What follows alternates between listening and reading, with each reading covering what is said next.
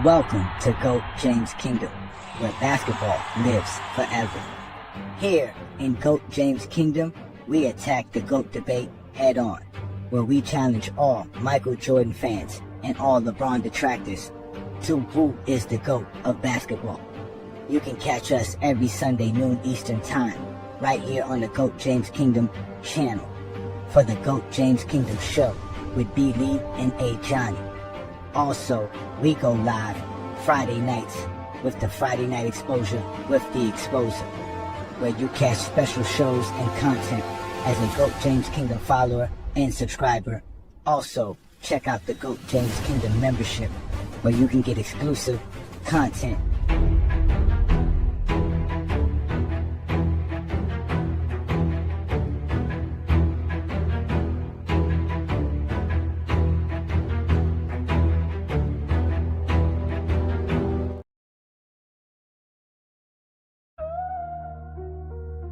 Yeah. GJK, member stand up. Our GOAT ain't led, never a season and missed shots. On the road to change discourse, your ears while pit stops. YouTube and social media, times up on TikTok. Now y'all sick to your stomachs cause we got this shit locked. Told one boy to send the tracks when he was ready, so we can stick forks in them and wrap them like spaghetti. He's 2 tracks in, the gas he gives is heavy. This Hall of Fame fuel, the stats y'all give a Reggie. Sports and fitness rants, mentions of Johnny. We got brains dripping swag that cause women to spot me. He probably went to the gym, saw men in the lobby when he came up with the term soft feminine body.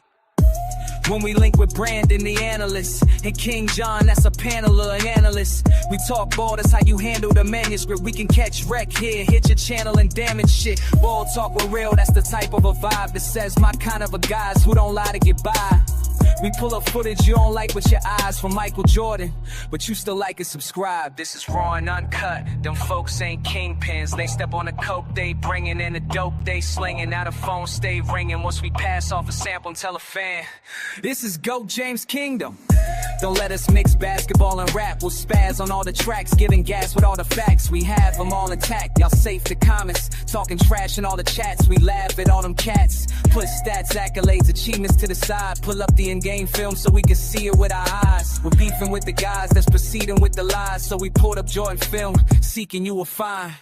Bron fans got a different DNA. This game speaks louder than any clips that we could play, so keep using talking points from Skip and Stephen A. Ain't really shit for me to say, cause y'all didn't see him play. We fact-checked all pretenders and the liars. I take soak them, eat them, and send them through the fire. Members and subscribers bring potential for the buyers. Jordan police on a patrol cause they don't mention the supplier. Yeah. Yeah.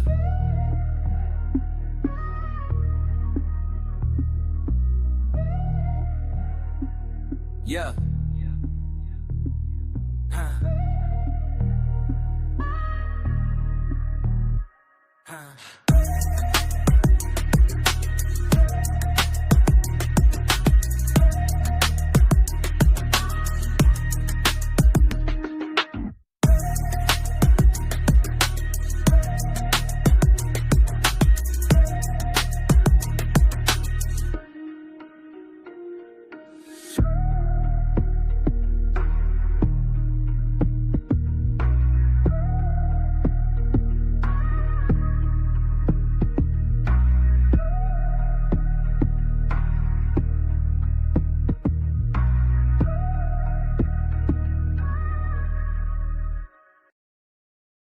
Kingdom, yo. Jordan and Pippen, 6 rings, no missing. Locked in the system, every goal they hitting. Stockton to Malone, pick and roll tradition. Magic feet Kareem, that skyhook mission. Shaq and Kobe, tension and glory. 3-peat heat, that's a dynasty story. Duncan and Parker, calm and cold. 4 chips deep, just Spurs control. Dynamic duos, they rise then glow. From the past to the present, that's the show. Chemistry tight like nets that swish. Every legend had a partner that granted the wish. Yo, LeBron and Wade, South Beach Parade. 2 trophies made, King James displayed. Curry and Klay, splashing all day. Changed the whole game from deep range play. Russell and Kuzi, old school grind. Defense passing, perfect design. Now Jokic and Murray, modern day tale. Pick and pop magic, never gon' fail. Dynamic duos, records they stack. You need that bond if you wanna run it back. Legends combine, stats align. GOAT James Kingdom, debate in prime. Yo, debate in prime. Debate in prime. Debate in prime. Debate in prime. Debate in prime. GOAT James Kingdom.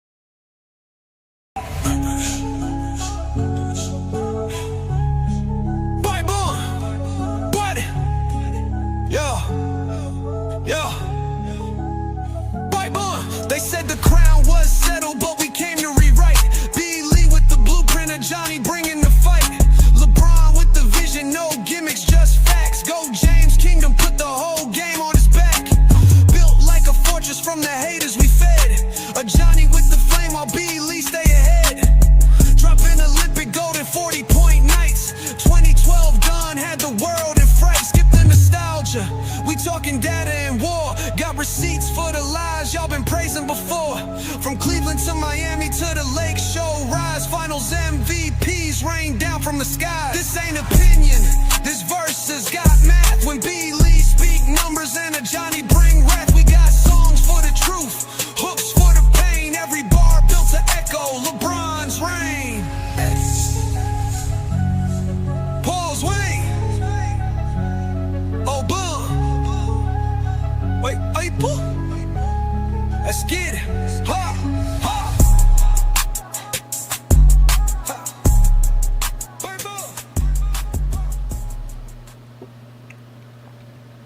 Peace and blessings, y'all. Peace and blessings. Welcome to the GOAT James Kingdom Show with B. Lee and A. Johnny. As y'all know, we go live every Sunday, noon Eastern time, right here on the GOAT James Kingdom platform, where we talk the game of basketball and where basketball lives forever. So go ahead and hit that like button, hit that subscribe button. Don't be afraid to become a member of the GOAT James Kingdom platform. As you can see, we'll continue to grow and continue to give you guys special content, as today's show is going to be about the greatest duos to ever play the game of basketball. So we're here as usual. You know who I am, A. Johnny the Exposer. You know who my partner is, B. Lee, the sports analyst. And obviously we got King John in the building, a GOAT James Kingdom member and supporter. Shout out to all you fellas. What's good, y'all? What's good? Yeah, what's good? What's good, everybody? All right. We got Brandon. I didn't expect you to be here. It's good to see you, bro. You ready for today's show, man? Yeah, I'm gonna just be here for a little bit. I ain't gonna be here that long. Oh, you're not gonna be here that long? Okay, Nah, okay. I ain't gonna be able to. Are you gonna be here long enough to do the top 10 with us? I mean, if we start now, it's cool. All right, because I got to set it up, because I didn't think you were showing, because I got the host set up to show up for just All John right, and I. Well, you know, just go ahead and do your thing. No. I don't want you to go nowhere, Brandon, because I just want to know how long do you have? 15 minutes, 20 minutes? How long you got with us, brother? Maybe 15. Maybe 15. Okay, we could do it in 15. We can definitely do it in 15. So let's get things going, because what I want to do is I want to obviously fix the screen first. Let me just fix the screen while we do this right quick. Let me go ahead and fix this. Let me just do that right quick. But anyway, shout out to everybody who's here supporting us again. Hit that like button, hit that subscribe button. Don't be afraid to become a member of the channel. And we doing big things, Brandon. You know, we hit 60,000 views on that Michael Jordan video, right? Yeah, I saw it. Crazy. Not only that, we hit 60,000 subscribers. Man, I guess 60 grand is a good number for us this week. Oh, 60. Oh, that'd be nice. That'd be nice. Well, you headed somewhere where you can hit that 60, Brandon. So go ahead and hit that 60. All right. And then come back with that bread for GOAT James Kingdom, man, so we can get things going. That's how we got to do it, bro. That's how we got to do it. So all right. So ladies and gentlemen, let's get to it, right? Because we got Brandon here for just a short bit. So today's show is about, as you can see, the greatest duos of all time, right? And obviously, Brandon and I always have like a point system and a formula to do this. This time we did it my way, because my way is always the best way. Brandon knows that. That's why he didn't argue it. So we're going to judge everybody, right? We're going to judge the greatest duos of all time by their accolades, what they accomplish as far as accolades. We're not going to use stats, because y'all don't like stats. So we're going to use championships, making the what happened? Go ahead, Brandon. I'm sorry. No, I ain't saying that. My bad. Okay. Yeah, we're gonna use championships. We're gonna use league MVPs, all NBA selections, all defensive selections, all-star selections, defensive player of the year, finals MVPs, and the stat leadership awards to grade all these great duos of all time. And we really didn't limit nobody. We just wanted to make sure you were great. So we're going to give you the top 10, right? You know what I'm saying? So let's just get right to it, man. Let's get right to it. So let's go with the guys that are from 6 to 10. Let's start with those guys. And obviously, LeBron James and Dwyane Wade ended up being 10th on our list. Obviously, they didn't play too long together. But as far as being a top duo and what they were able to accomplish, because of LeBron James, obviously, able to win 2 MVPs. Dwyane Wade made 3 All-NBAs during that span, so that helped him out. LeBron James made an All-Defensive team and an All-NBA team each one of the years together. They made the finals every year together. So they are definitely a top 10 greatest duo of all time. Let's just start with that. Brandon, what do you think of Dwyane Wade and LeBron James being, the 10th to start off the list? I mean, that's cool. I know Dwyane maybe was in his prime for like maybe 2 of those years, but just thinking about how many duos made 4 straight finals. Hello. Top duos made 4 straight finals. Like, how many can you think of? Only what's it called? I only know of 3 actually. Cool. Obviously, Bill Russell and whoever you want to give him as a duo. Whoever you want to throw aside as a duo with Bill Russell, right? Bill Bill Russell boys. and Bill Draymond Green and Stephen Curry. Oh, Draymond Green's not a superstar, but okay, it's cool. Yeah. Well, I don't know, but we didn't stipulate that we had to be a superstar. I know. Right. So it could be either him or Clay. I guess you could switch those two, but. Yeah. Now the asterisk with Draymond Green and Steph is that at a point in time for half of it wasn't Steph and Draymond, it was Steph and KD, right? Yeah. Okay. Yeah. All right. So caveat to that. There's a caveat to that. We can have our caveats, right, Brandon? We got, because that's the only thing they got is caveats to everything. Well, this, well, that. That's the truth. Sound like a Jordan fan. All right. So okay. So I mean, again, and like I always tell people, even if we want to talk about the big 3, if we ever did like a big 3, which just not that many. Well, there are a lot of big 3s now that we think about it. We could actually do a big 3, the greatest big 3s ever. LeBron James, Dwyane Wade, and Chris Bosh. That big 3 combo is one of the most successful big 3s in NBA history as well. So yeah. So Dwyane Wade and James tops it off. So what do you think of that, John? No, that's solid. It's 4 years, and like B-Lee said, how many duos can you say went to 4 straight finals? And just those 2 duos, that's no caveat, just Wade and James. Hey, no caveats included. Hey, that's solid. Winning two championships in that span. Hey, LeBron James winning 2 MVPs also in that span. Should have been 3, but that's a whole nother conversation. Oh. Went 2 depoys. Should have been 2 depoys as well. Should have been 2 depoys in there. Yeah. It should have been back to back with a lot of things. Yeah, a lot of things. That's a fact. With a lot of things. Exactly. So, all right. So the next group of guys, the next duo is Wilt and Wes. Right. We obviously know Wilt Chamberlain was already a man before he was already the man before he joined the Lakers in 1969. But he had his most finals appearances and his most successful seasons as far as winning when he played with Jerry West. Him and Jerry West played together, I believe, 6 seasons, if I'm correct, till 73. So that's 5 seasons. But they made 4 finals together. But they made 4 finals together, right? And they made the All Defensive team 7 times together. They were All NBA 6 times together. Wilt Chamberlain didn't make too many All NBA teams during the early 70s, which is kind of weird. But they did have a Finals MVP. But Wilt Chamberlain led the league in rebounding 4 times, and West had the assist title once during that span. The year, and obviously they won 1 champion during that span. So Wilt and West become number 9 on this list. What do you think of that one, Brandon? I wouldn't put them above Wade and LeBron, but because again, it is by the point system, Brandon. I know. What I did was I did their totals and then I divided it. So I used a part of what I did for my criteria, which is giving them the type of points for each individual accolade. But I use your system of dividing the amount that they get compared to the points that they get, so that you can get an average. You get an average of what their total score is. You see what I'm saying? So they scored just a little bit higher than the Heat did. or at least than LeBron James and what's it called? Just a little bit higher. So, but go ahead. My bad. But go ahead. I'm just saying, looking on this list, they should be in the top 10, but I would probably swap 10 and 9 if I could. But by the point system, I'm pretty sure it was close. Yeah, it was close. It was definitely close. Again, the shorter years you played with the duo definitely hurt. You gotta obviously if Dwyane Wade and LeBron James played 8 years together, they would be way higher. But they only played 4 years. I mean, you know what I'm saying? They played like 4 and 5, ain't it?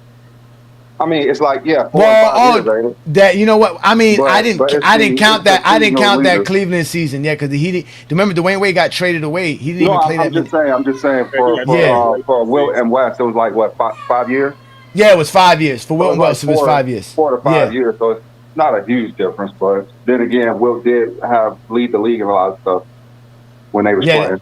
That kind of helped. Yeah, that kind of helped. Them being able to do that as well. Yeah. So what do you think of there, John? What do you think of Wilt and West? I mean, I believe in what B. Lee has said as well. I would have put Wade and James in front, but I understand the point system, put them right there.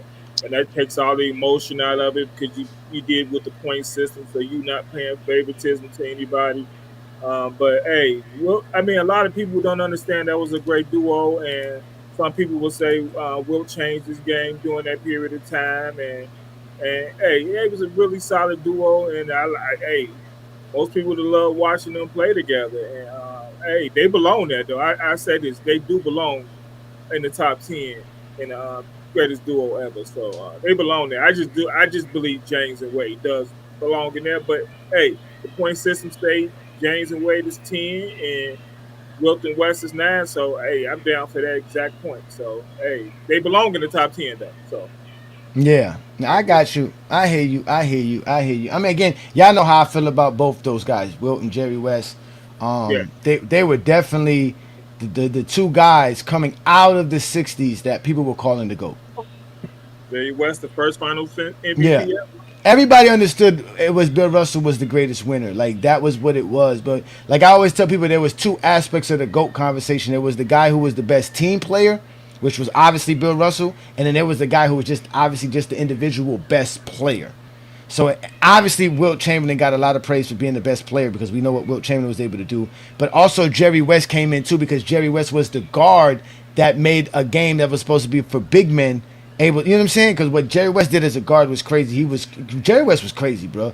Brandon and I always argue about him, but Jerry West was crazy. And again, for his time, like Brandon would say, for the 60s. Great in his time.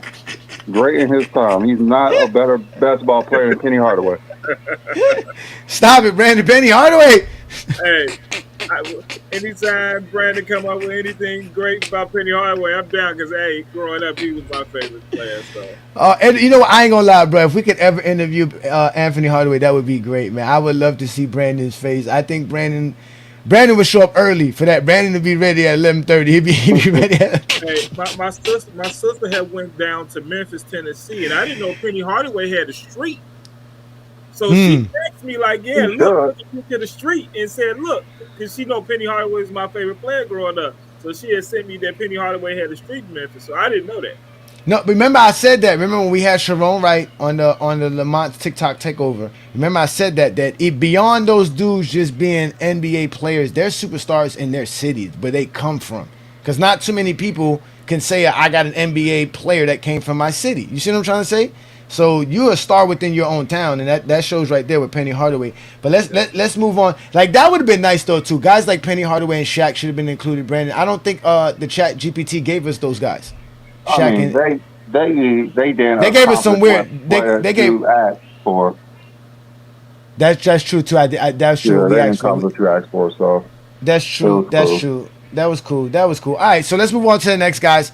Shaq and Kobe, the most. I guess the most. What is this? What is it? The most. What can I say here? The most. These guys. No, not scoring. I mean, what is it? The most dynamic duo. I mean, there's so many. What is it? The most mysterious duo. Like these two guys. The most turmoil between any superstars was those two. All they did was fight. The greatest question: what if duo? Yeah, one of the guests. Yes, definitely. Those guys should have been the greatest duo of all time, hands down. I mean, They should have probably been. of the top 10 players. They was probably the two best at what that time because Kareem was more towards the end of his career, and both of those two was definitely right in their prime.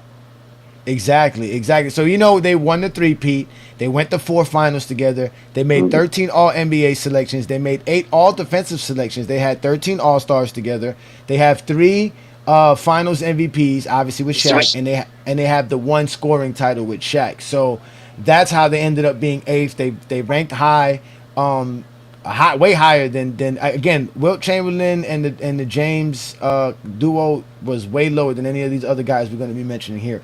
This is where it starts off with Shaq and Kobe. Yeah, you just thinking of the 2 players who was at their peak, at their best. They were probably the number 1. Mm-hmm. I will put them ahead of everybody in the top 10 when they were playing. But Kobe, they didn't get along. They didn't keep it going. It was too big of egos. Yeah, 7 years, but they had together. Yeah. I think it was 7 years. Yeah, Kobe was too great to be hamper his game down for Shaq. I think that was the main thing. He had to hamper his game down for Shaq, and that just caused a lot of issues because Shaq thought he should, and Kobe thought he should not. That's basically what it is. Yeah, no, I mean, again, a part of this is the longevity aspect. Playing together for a long time is going to be a part of this because, again, it's about what you accomplish together. And what they accomplished together is one of the greatest feats of all time. Again, these are being a top 10. Y'all always complaining. We're talking about being the top 10 of all time. There's a lot of duos of all time. Trust me, none of them rank high as any one of these guys.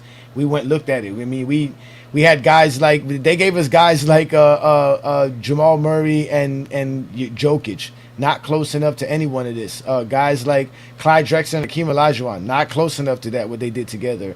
What were some other players they gave us? I know one guy one set of guys that they never talk about was Walt Frazier and Willis Reed. I think that was something I should have looked up as well. That was a nice combo as well. But again, they're upset about Kobe. Again, we already know they're going to be upset about Kobe. So what do you think, John?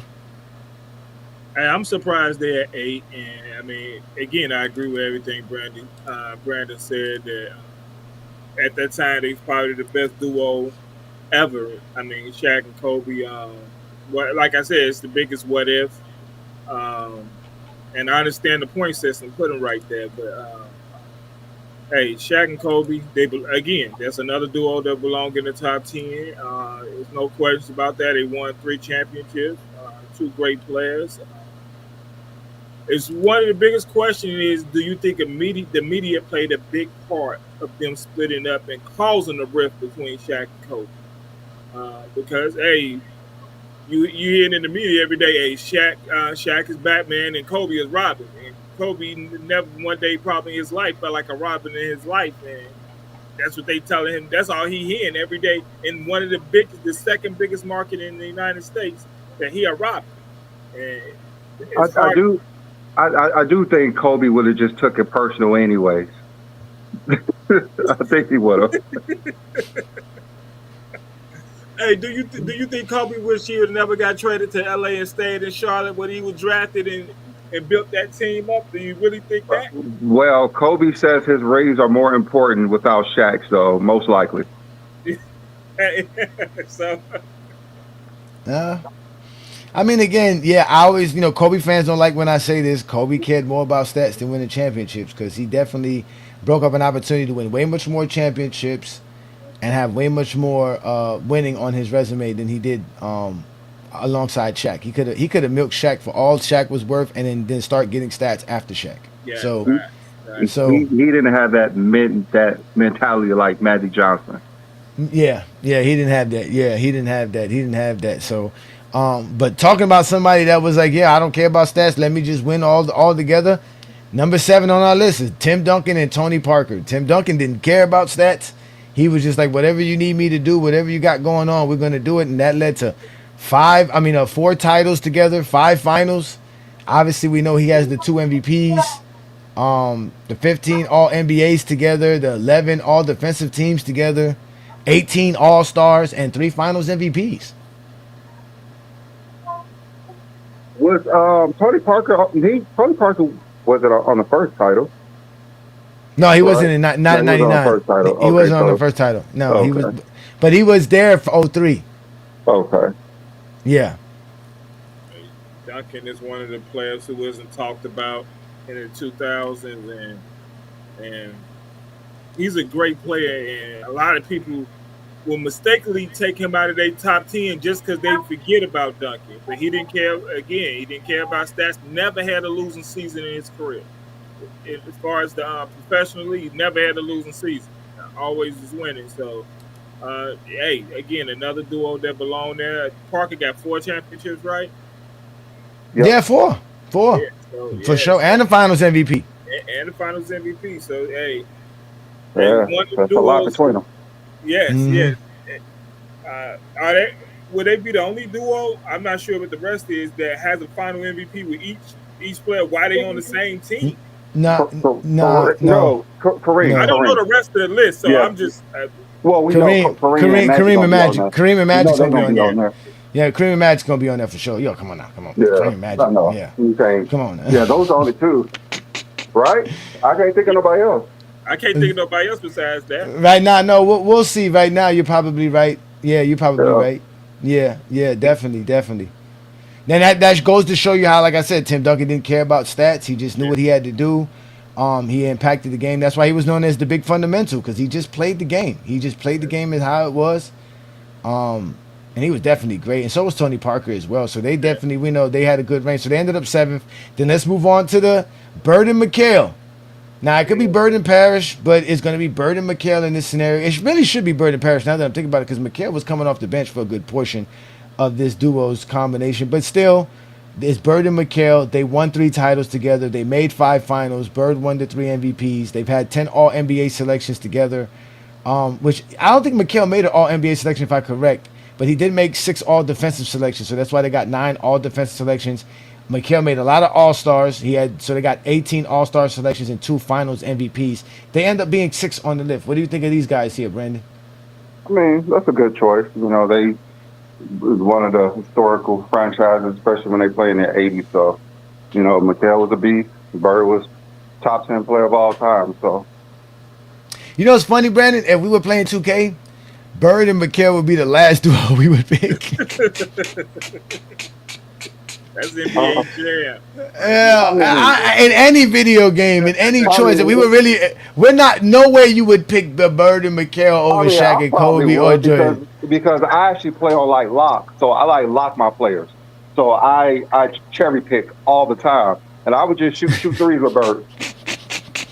NBA Jam, I play with Isaiah Thomas all the time, so I just shot threes. If I had Bird, I'd just shoot 3. Oh, that is hilarious, bro. That's hilarious, man. Oh God, man. All right, so let's move on to the next list, because I don't want to hold Brandon too long. Brandon's about to win the jackpot so that GOAT James Kingdom can be rich. So let's move on to the top 5 duos in NBA history. Again, y'all hit that like button, hit that subscribe button. Only here in GOAT James Kingdom, where basketball lives forever. Right here on the Sunday afternoon. Obviously, Brandon and I are the best duo on social media as well. So shout out to you, Brandon. Peace and blessings, brother. Let's move on to the guys here. Let's get into it. Draymond Green and Stephen Curry top off the top 5, ladies and gentlemen. Let's get to it. I guess They got 4 titles together. They got 6 finals appearances together. They got 2 league MVPs, 13 All-NBAs, 9 All-Defensive selections, 15 All-Stars, 1 finals appearances, 2 scoring titles, and 2 steals titles. Oh, and I forgot to mention a Defensive Player of the Year as well. Yeah, DPOY, yeah. I forgot to put that one in there, the DPOY in there. They also got a DPOY. And Draymond got 2, right? Or he just got 1? He got one. He just got 1. Him and the Michael Jordan Pippen duo is the only duo that got basically a defensive player in their thing. I mean, I guess we should have tried Paul Pierce, but they still couldn't score enough. Paul Pierce and Garnett weren't going to score enough. Just like Anthony Davis and LeBron couldn't score enough. They just didn't do enough together. You know what I'm saying? To rank in the top 10. But again, Stephen Curry and Draymond Green obviously did it. There's no way we can deny. But Draymond and trust me, Stephen Curry needs Draymond Green. Facts, 1,000% facts. Well, So- we already saw that in the playoffs. If Draymond Green ain't there, Steph got to be point, and we all know he can't run offense. And no, and teams would just pick with Curry if Draymond wasn't there. Draymond is an enforcer type of player that forces you to play straight up and not pick at Curry. And yes, Steph Curry needs Draymond. I mean, there's no doubt about that. I mean, Yeah, it forces the team to actually guard Steph, other than just letting him come to you, and you know someone has to get the team in the offense, and that's not the type of player Steph is. Steph needs to do multiple things on the court instead of one thing. and Curry playing off ball make him more dangerous because Yeah. the easiest person to guard is the person with the ball, and if your best score is without the ball, it makes it hard. And Draymond Green is such a great passer that it makes Curry more dangerous off the ball. So hey, they belong in this top 10, no doubt. They belong in that top 5. I mean, Draymond Green is the engine that runs Golden State. Yes. Even though people hate it because he's a triple single. But those intangibles Those that he has, and value. I mean, I guess we could put Klay Thompson in there, but I mean, I think Draymond's more impactful. well, towards the whole Klay situation. isn't there for a reason because they need Draymond more. They kinda That do. tells it all. That's kind of true. Even though, again, as a big three, they would be definitely one of the big threes. We could talk about those three. They were definitely very good together. Klay Thompson does have a very good close impact to that. So let's go on. Obviously, like we said, Magic Johnson and Kareem were going to be a part of this list. They won 5 titles together. They made 8 finals together.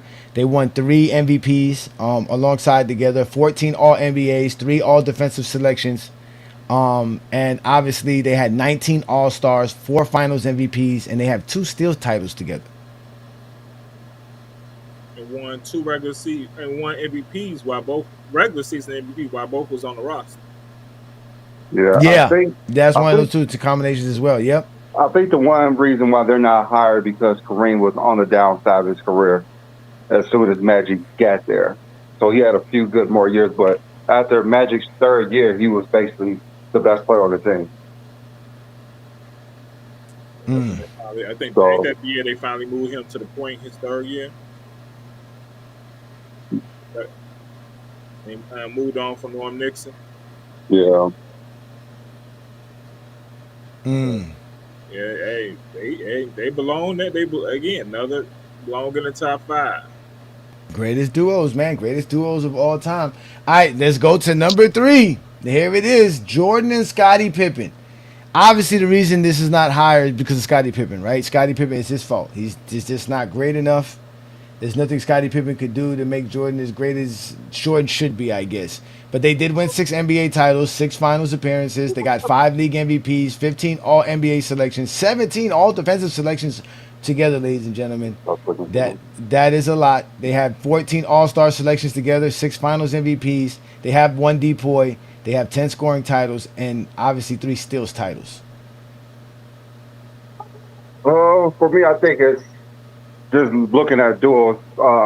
Jordan and Pippen is by far the greatest duo we ever seen in probably sports history.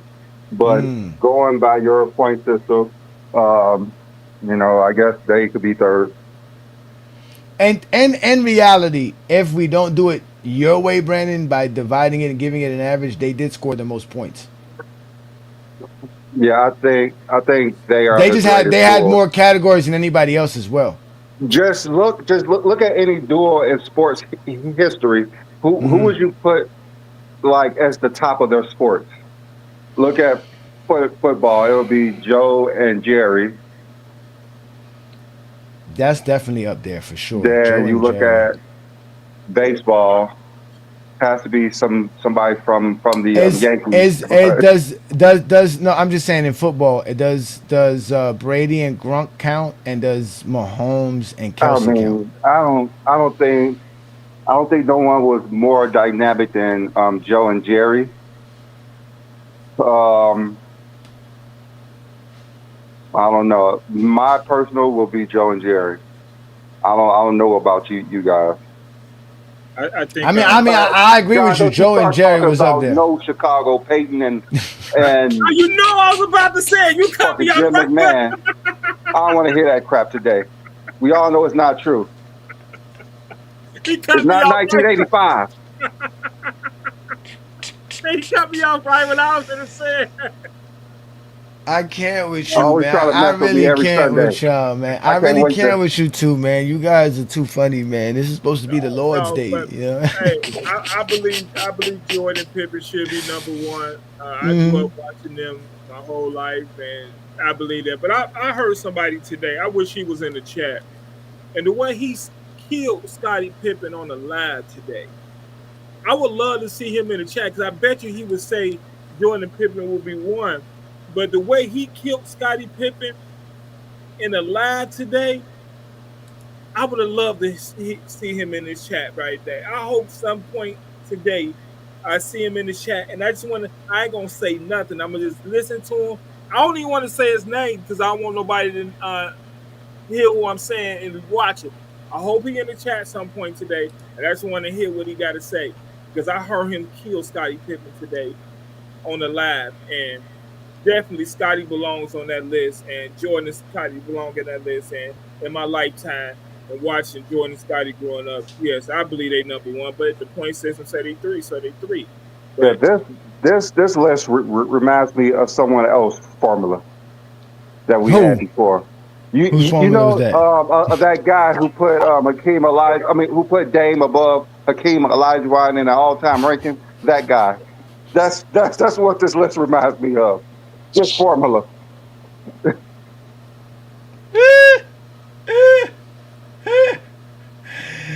Again, Brandon, they can say what the fuck they want to say. At least we be having one, Brandon. At least we have a formula. You know what I'm saying? At least we have something. You know what I'm saying? Like, they can get mad all they want to. Hold up. Today it's not a we. Today Homies, it's not a we. it is a we. It is a we. It's not a we today. It is a we thing. It's always a we thing. Sir, what are you doing? I didn't want Brad to say that. This is not a we today. He said it's not a we today. Yeah, because you know why, right? Because obviously people going to get upset. They're going to say, why is Malone and Stockton ahead of Michael Jordan and anybody on this list? Well, it's obvious, bro. It's obvious. Listen, they made two finals together, even though they didn't win it, right? And they obviously lost to Michael Jordan and Scottie Pippen. But Michael Jordan and Scottie Pippen had way much more help as well, right? They got 2 league MVPs in Malone, but they got 25 All-NBA selections together. That means they were together for a very long time and great together for a very long time. We can't ignore that. They got 9 all-defensive selections together. They got 24 All-Stars together. They got 9 assist titles. If 10 scoring titles matter, why the hell 9 assist titles don't matter? At the time of they retire, you got the number 3 all-time scorer, and Stockton, the number 1 all-time assist leader. So we talking about, I think, but Brandon, we know, but Malone was number 2. Yeah, number what? 2. Yeah, my bad. Yeah, number 2. That's my bad. Yeah, number 2. Yes, because he's 3 now. So yes. But Brandon, you know, here at Go James Kingdom, we appreciate longevity and we appreciate the accomplishments that you do. Like, in reality, just because they didn't win a championship together, does it really change that if they had one NBA championship to the 0 they got together? They're one of the greatest duos in NBA history. Everybody knows it's Stockton and Malone. You can't talk about Stockton without Malone, and you can't talk about Malone without Stockton. These are the only 2 guys that you really have that true cement with. They're a true duo. If they had one title, maybe they'll move into that like 8 slot. Maybe. Yeah, one championship would change their whole conversation. Just one. Just a championship. Just one. I mean, it's all their fault because they didn't come in shape in '99 to win a title. They even let. I mean, it was the Knicks in the finals. Come on now, and a second-year player. It's Utah's fault they didn't come in shape. I mean, everybody can't just take a lockout so you just don't come in shape. That's Utah's fault.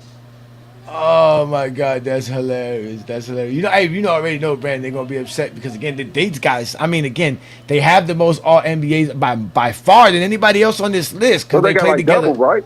Yeah, because they played together so long compared to everybody else. They're the only ones who really played. I think they played together 17 years or no, yeah, 19 years. I wasn't 19 because No, because I think Stockton came in before Malone a year, so they played. Okay, yeah, so like 18 17 years? years. Something like that. 18 17, years. 17, 18 years together. 18 Exactly. years together. And had plenty of success, made the playoffs every year. I mean, again, look at their accolades and achievements. Like, you know what I'm saying? Like, what else can we say? Malone played that 1 year with the Lakers, so it got to be 17. And mind you, winning was the number one ranked in this thing. Nothing ranked higher than winning. Nothing ranked higher than winning on this list. Nothing. You know, you're gonna have people in the chat say the only winning is championship. So. But that's what I'm saying. In this ranking, winning got the most points, the most everything. So- When you won, and that's why the number one guys is Bill Russell and Sam Jones because they won 10 championships together. Okay, Johnny. Okay, so this is what I want you to do. Okay. For me, I want you to take LeBron James' career, add up his points, and see where he ranks with these duels. What do you mean? Just LeBron James' career? Just LeBron James, his career with these duels. Where would he rank with his points? Damn, Brandon, why you? That's what I want to know. Okay, so all right, wow. Okay, so let's do that. We got. Since I can't do it right now, I really want to see. Brandon, you're gonna have LeBron number one greatest duo. I just want to know. I just want to know with this formula. All right. And then he has. Oh wow. All right, hold on. Wait. All right, so that's okay. So damn. All right, I gotta get the what's it called calculator out to do this right quick. Let me do this right quick while we do this, ladies and gentlemen. So as y'all can clearly see, these are our top 10 greatest duos of all time. Let me make sure you guys get a chance to see the entire list. So that there's no dispute, there's no arguing, there's no fussing, no fighting. We don't want you guys upset at us here in GOAT James Kingdom. We are here trying to just be as diplomatic. Johnny. Come on, Brandon, don't do that to me, man. The only way that I would agree to this if LeBron's number one. That's the only way. Hey, twin man, I was looking for one player who played for the Knicks, one game on this list. Just one. Okay. Like, I didn't see any twin man. Twin man is just manning his business, and you talking about the Knicks. It's always that with you, bro. It's always trying to stir the pot. He's always trying to stir the pot. Not one Knick. Hey, the Knicks shouldn't even be on the top 10, nothing, just like nothing. We shouldn't even have, when we talk about top 10 anything, top 10 meals, New York should not be involved.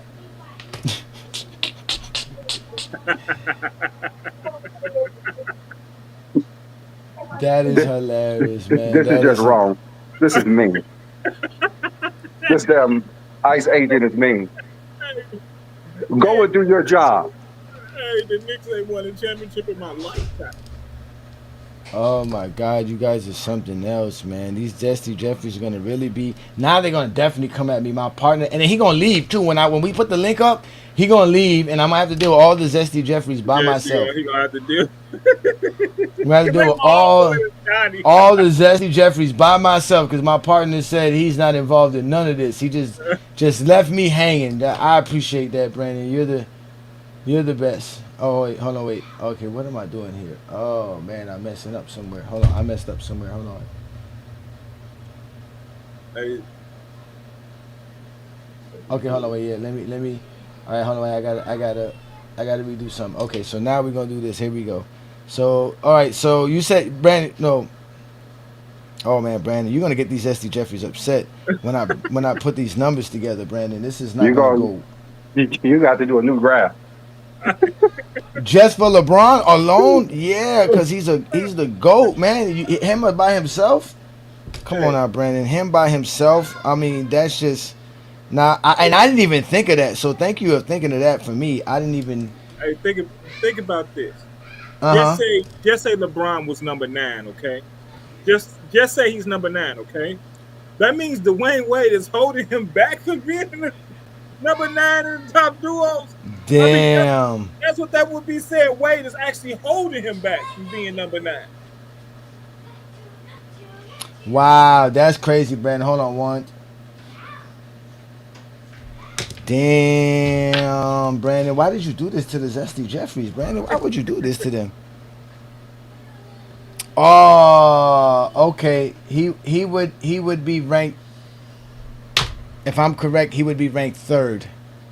He would be ranked right before Depp. He would be right behind Stockton and Malone. Russell and Jones scored 36. Malone and Stockton scored 33. LeBron James by himself would have scored 29.38. So he would have been just ahead of Michael Jordan and Scottie Pippen, who scored like 28 or 27 points, something like that. Wade really held LeBron back. That is good. Something like that. That's not my fault. Jordan sucks, man. Nobody care about Jordan. Pippen holding Jordan back. Yeah, Pippen holding Jordan back. That's not really, because Pippen adds to his resume now. That's the whole point. Yeah, Pippen I'm pretty adds sure to the Jordan resume. probably won't finish in the top 10 by himself. No, he's not. Yeah, of course not. Jordan don't have enough. We keep telling y'all, Jordan don't have enough. Jordan never had enough. We all know that. Get angry all you want to, but there, LeBron would have scored 29.38, so that would have made him 3rd. So only people that would have been better than him is obviously guys like Stockton, Malone, who played 20 years together, and Russell and Jones, who won together every year. A new world, yes, that's a fact. So it's not my fault, ladies and gentlemen. y'all love accolades. We didn't even use stats. They love stats. They bring it up all the time. Don't forget about 10 scoring titles. I mean, well, in reality, they think that's the NBA award, so they ain't too bright. Hey, dude said who came up there that you get a trophy for scoring titles at the end of the year. He believed in the make believe. I mean, Lala gave Melo a trophy, and they just took that as that's the NBA.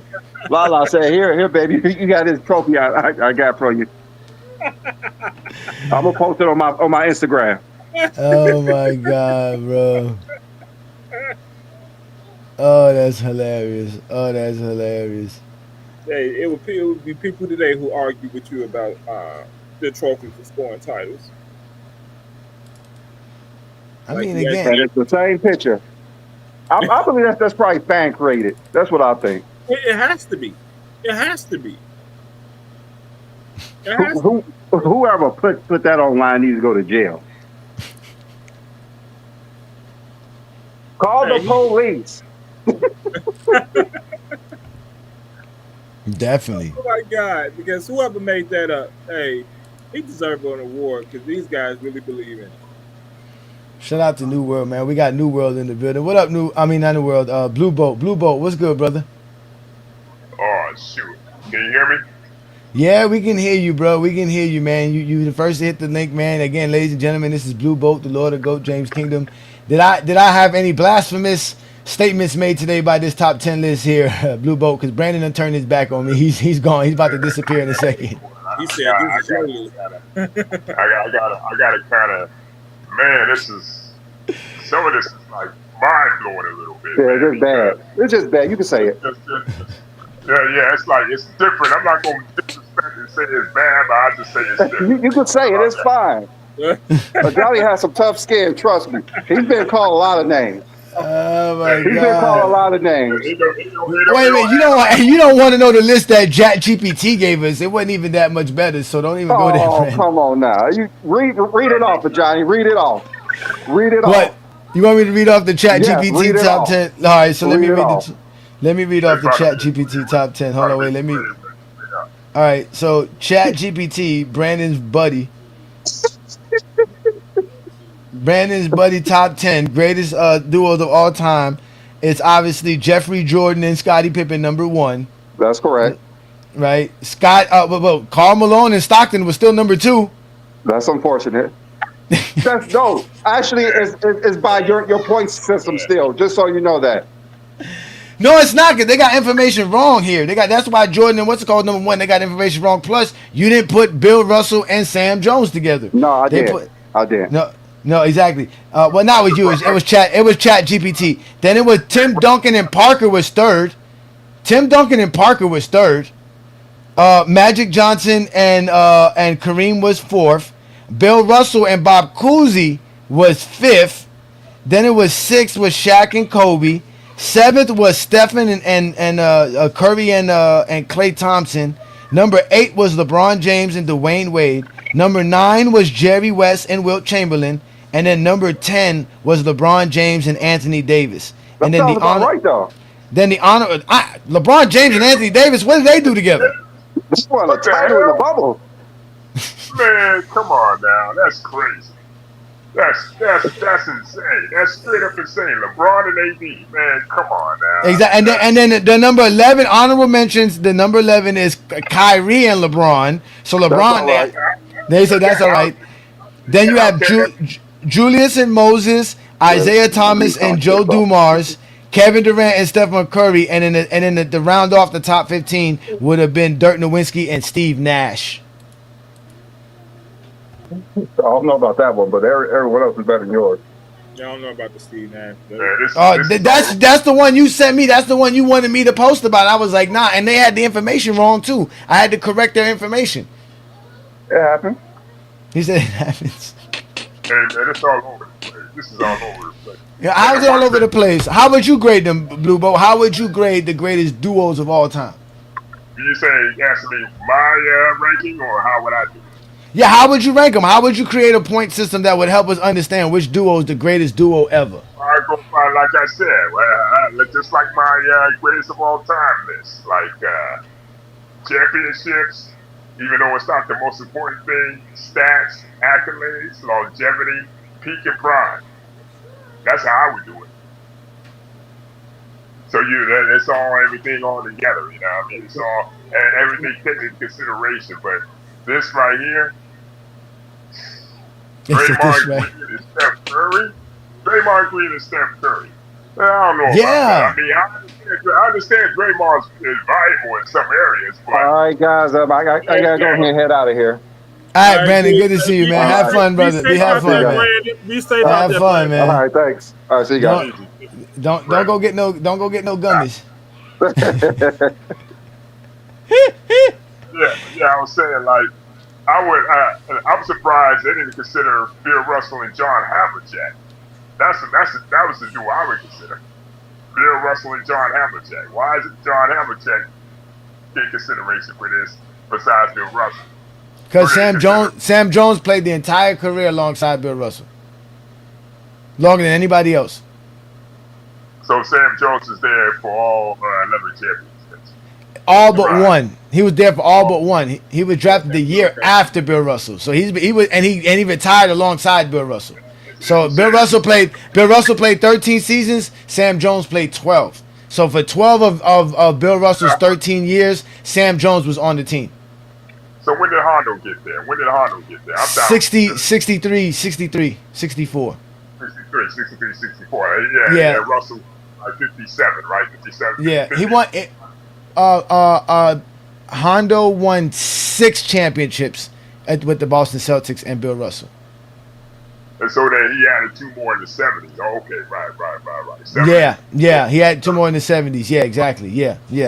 74 and 76, right? 74 and 76. Yes. 2 years. Yeah, right. yes. So. Right.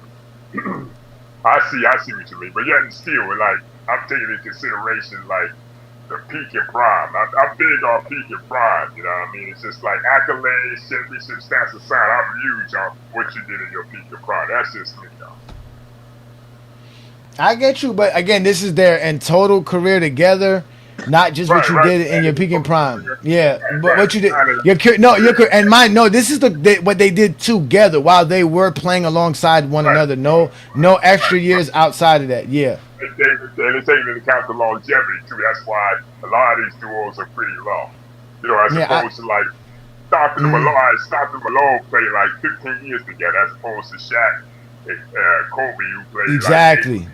Exactly. It matters though. It matters to playing how long you play together. It doesn't matter. You accomplish more when you play together long enough. So, yeah, of course, it matters. Wade and LeBron played the shortest together. Yeah, out of everybody here, Wade and LeBron did play the shortest years together. That's why they ranked so low. Right, Yeah, right, exactly. right. Yeah. 4 years. Right. And that's why you don't see people like Dr. J, Moses Malone, Hakeem Olajuwon, Clyde Drexler. You don't see them on there because they only played like 3 years. Right? Yeah, I mean, like I said, people, y'all get upset all y'all want to. It is what it is. These are the stats and not the stats. These are the accomplishments that they put together. We included everything that y'all like to include, and like I said, we made winning the most important aspect of this list. Everything about winning was the most important aspect of this. So these guys are all winners, and they're definitely great at what they do. So I mean, what I like about the list is not based on how you felt about it and your eye test. It's based off a point system, and it makes it so unbiased that, I mean, it's a point system that put the list together. So, yeah, man. So I mean, again, I got everybody's allowed to have their list. You know what I'm saying? But like I always tell y'all, this is what we do here in GOAT James Kingdom. We don't just make shit up. We look shit up. And when we look and we the same, man. Not everybody's just gonna be the same. Just like the top 10 on time. Not people, everybody's just gonna be the same. So hey, I'm not mad at all. You know what I mean? But at the end of the day, again, like I said, it's awful, different. But I get what you trying to. They were trying to. Yeah. Oh, we are definitely different in GOAT James Kingdom. We don't go with the flow. We go with what. But yeah, we definitely different here in GOAT James Kingdom. That's the difference between, you know what I mean? I'm different too, you know what I mean? That is different, you know. It's just that not everybody's apples and oranges. Not everybody's gonna have the same thing, you know what I mean? Yep.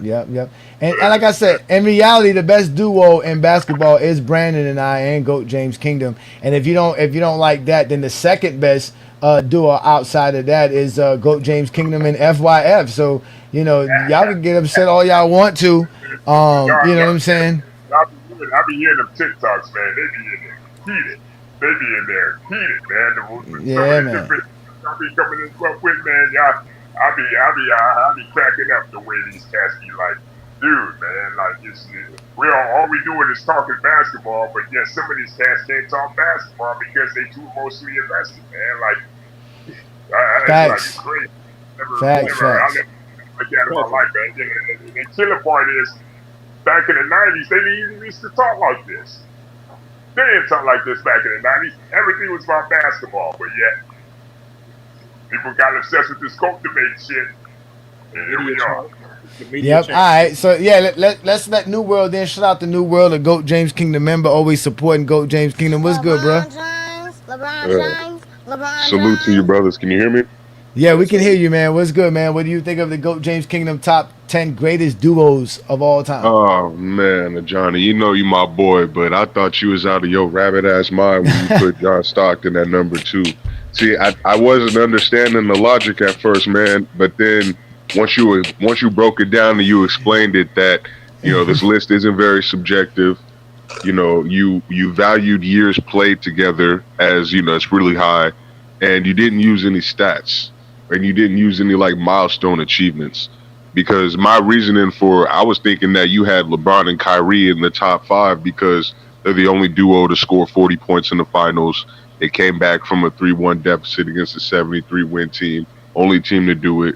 And, you know, just, you know, the fact that LeBron went off in the finals and just had that legendary stat line. So, you know, I thought they would have been ranked a little higher, but, you know, when I go to think about all the requirements you had in your list, like the years played together, you know, the all-NBA selections and, you know, the career wars that they achieved during their time playing together, then everything just makes a lot more sense. You know, my list is completely subjective, so I actually feel embarrassed even trying to compare it to your list, but this was a solid list, man. You put a lot of thought into it, so you did good.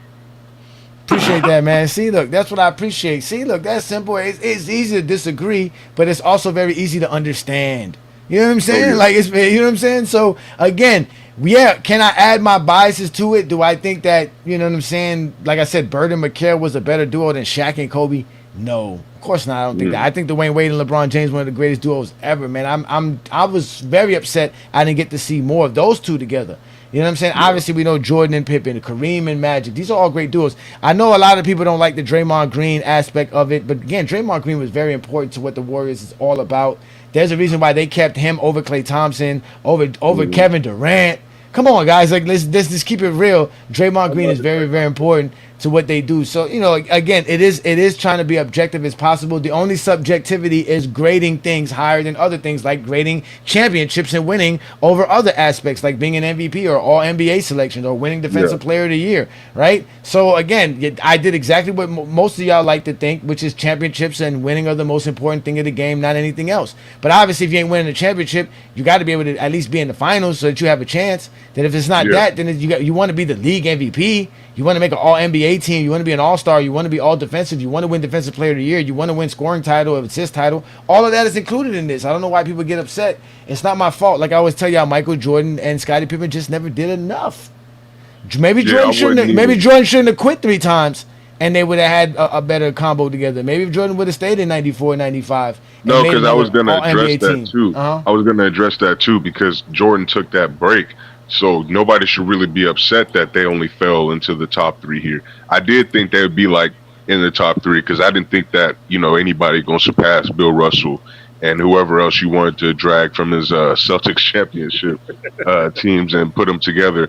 So I knew he was going to be number 1, but I was damn surprised when I saw Malone and Stockton because I thought that would be Magic and Kareem right there. No doubt, no doubt. So shout out to you, New World. You're going to be here for a while. Let's let Juan Boy in. Shout out to Juan Boy, always supporting the GOAT James Kingdom platform, representing, man. Hey, that freestyle of yours was dope, boy. I couldn't wait to hear it last night. What's good, bruh? Hey, I appreciate the chance to show something that I'm multifaceted when it comes to talent. I don't need nobody else content to make no type of content. But this list is this list is an example of y'all showing homage, stepping outside of the GOAT debate as basketball fans. You implemented a point system, which is basically a criteria that no one can argue against, and it's hard to argue with who's at number 1. So shout out to y'all on that, because you know what I mean. Like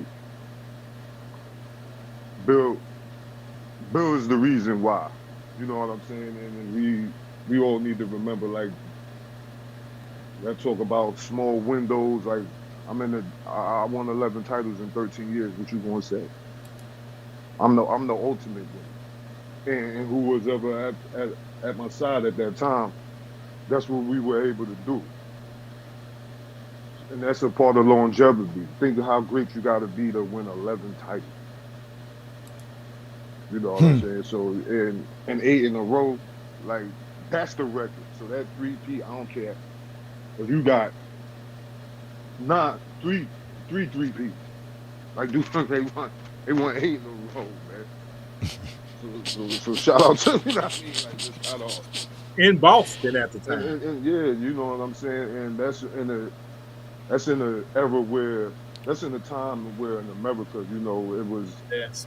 Yeah, you know what I'm saying? So Bill Russell having the mind state to, you know, keep his composure, you know, to go through that, to survive through that income and still perform at the highest level at the biggest stage. Like, all due respect to him and his teammates. And everybody else who was voting him best player in the league. Like, yo, he gonna do some shit. He coming here busting our ass. So that shit ain't even affecting him for real. What? Yeah, this is good. This is a good list. You know, I think everybody's supposed to be where they're supposed to be. It acknowledges the guys that did it at the highest level. You know, as teammates. You know what I mean? It's like one's not getting it done without the other. This is a team. Facts. Yeah, it's a duo. It's about the combination of the guys together. You got to do it. Like, we showed that LeBron James definitely scores higher by himself than he did with Dwyane Wade alongside him. So yeah, it's you know, it's a part of it. It's a part of it, man. So shout out to you, Juan Boy. We know you here. We got David in the building. What up, David, man? What do you think are the GOAT James Kingdom greatest duos ever in NBA history? It's a good list. I like your criteria. I always think you should take your objectivity out of it, because feelings get in the way, and he's my favorite player. Doesn't because he's your favorite don't mean he's the best, and just because they're your favorite duo don't mean they're the best. And I love the fact that Karl Malone and John Stockton out there, even though they didn't win a title, titles don't mean everything in sports. Like, only one team wins it every year, and it just depends on their excellence. And those two were excellent together. They dominated their way. They won. They won every year. They had winning seasons, especially when they both became starters. And you can't deny Bill Russell. He's personification of winning, and he did what he did what he needed to do to win. And he always had good teammates around him that complemented his game perfectly. So it's like this. And then if you leave it to the Zesty Jeffries, Jordan shouldn't be on the list with Pippen because he did everything. So I like the list. Like I said. Boom, boom, boom, boom, boom, boom, boom. That's hilarious. Good one there, Dave. We like that one, man. Shout out to you, man. Let's let King Shy Solomon in the building, man. What up, King Shy, man? What you got for us today, man? Again, we do things differently here in Goat James Kingdom, as you can see, and we got a top 10 greatest duos ever. What do you think of these guys? Hey, man, I respect the list. You know what I mean? I love the Bill Russell love, the Magic and Kareem and Jordan and Scottie love. I think Shaq and Kobe are pretty low, but the criteria was designed for them to be low. I respect it. And other than that, I think this is a pretty solid list. I would put Steph and KD over Draymond, but once again, that would be my subjective opinion. And yeah, that's fine. That's what's up. That's what's up. Your phone is kind of breaking in and out. Again, ladies and gentlemen, we didn't really try to think too much over this because we did that for the GOAT James Kingdom Top 50 list. We really made sure that we were on our P's and Q's, everything, so that we can create a ultimate list. And at the end of the day, it didn't matter. Jesse Jeffries don't care about point systems, numbers, calculations, evaluating, being objective. They don't care two craps about that. All they want to talk about is the game of basketball in the sense that they want to talk about it. It don't really matter to them. They really don't care. And again, we don't do that here in GOAT James Kingdom. Do we have our feelings? Do we have our opinions? Yeah. But we don't want to lead down that rabbit hole of just letting people just say whatever they want because you just want to say it or you think it. So here we construct something. We put things together and we put a top 10 greatest players of all time together. I mean, greatest duos of all time together. And this is our list. You can like it or not like it. But I think it's good. I think it reflects what duos represent in the NBA because you really can't do it by yourself, man. You really need someone alongside you. And all these guys needed each other to accomplish the things that they did accomplish together. So this is our top 10. So. Yeah, go ahead, Blue Boat. Now I think about it, when you add in the years and the longevity and all the accomplishments with the point systems and what you had, it's starting to make sense now. I started to see what you're saying now, you know what I mean? Because like I said, if we go by, like I said, everybody's criteria is different. You add another criteria, it's not going to be the same. So it's like, I see what you're saying now. It's kind of different. It's kind of, little off, but I understand it. I get it now. Especially when you factor in the longevity of the years and the seasons played together. Yeah. Right. So I just want to point that out. Yeah, and another thing too, like this gentleman said here. Shout out to you, Timmy T. He says here, Malone and Stockton were together for 20 years, but only got the 2 finals and no rings. I got you on that, right? We can easily say that. So are we going to diminish an entire 15, 16 year accomplishments and greatness together because they couldn't able win a championship? Especially when you're probably the same individual that will look at Bill Russell and Sam Jones and say, well, just because they won 10 championships together doesn't mean that they were great. We have to add other stuff. Now we need caveats to it. So again, you can't have it one way or other. That's why here in GOAT James Kingdom, we appreciate greatness. The reason Stockton Malone could be ranked so high as somebody who won 10 championships because they accomplished so much together. Like, you can accomplish more. That's the caveat that y'all say should have, that at the end of the day, you don't necessarily have to have the most in something, but if you have all these other factors together, it should be able to put you up there. And that's exactly why Stockton and Malone is up there. Again, I still think Shaq and Kobe is one of the greatest duo of all time, but they didn't play together long enough. Kobe wasn't great starting off with them originally, and eventually they didn't stay together long enough, just like LeBron James and Dwyane Wade. So it is what it is. But when you think about it, like Malone is number one in assists, not Malone, but Stockton is number one in assists, and Malone was number two in points for the longest time. He's 3 now, so that is a good duo. One nigga got the most assists, and one nigga's top 3 in points. So yeah, that's true. I mean, again, yes, you can say that out of everybody on this list. Only Karl Malone and Stockton didn't win a championship, but out of everybody on this list, only Karl Malone and Stockton played 15 years together plus. Right. So that's what counts the most to being a duo. As long as you play together. Playing together, yeah. And not only just playing together, accomplishing something while playing together. They accomplish a lot while playing together. You can't have 25 All-NBAs, bruh. They have 25 All-NBAs together. Wait, are they really the longest running duo in NBA history? I mean, you would factor them and maybe Tim Duncan, right? Now that I'm saying that, maybe Tim Duncan and Tony Parker played together for 15 years. But I don't think they played with each other as long as And Stockton did. And you gotta remember, Malone is right up there with Duncan, and Stockton is way better than Parker. Yeah, people sleep on John Stockton, man. That guy was great. He's one of the best basketball players to ever play. And he's without a doubt. Without a doubt, man. Without a doubt. I hate that people say he's not the best passer. Like, how do you have the most assists and you're not the best passer? That makes no sense. Well, here in Gold James Kingdom, we call him the passer. Here we call him the greatest passer. We keep telling people that. Yeah, they need to get that through their thick heads. Yeah. I mean, he's Malone merchant, but, you know, he is the greatest passer. I mean, Malone probably benefited from him as well. Malone was going to score a lot of points because Stockton got him the ball in the right spot in the right situation. Oh yeah, that's like the perfect tandem. Like I said, they got. That's why they're up there. That's why they're up there. That's what I'm saying. That's why they're up there. Yeah, exactly. And out of everybody here, they have their own system. The Karl Malone and Stockton pick and roll. Yeah, that pick and roll was deadly. And the only reason they didn't win those motherfuckers scored 50 points in the finals, so I don't know how deadly they were exactly, but you know. Let's not forget. I watched that game. The only reason they didn't. We might have to watch that game. We might have to watch that game just to see like why did they score 54 points. Like, bro, that's just so bad, bro. For like as great as those players are all time, how the fuck did you only score 50 points in a finals game? Like, that's ridiculous, man. Y'all shouldn't even been there. When it was a blowout. The thing about them, that Bulls defense, they had every last player on that team was a great defender. They were the favorites. They were the favorites that year in the finals too.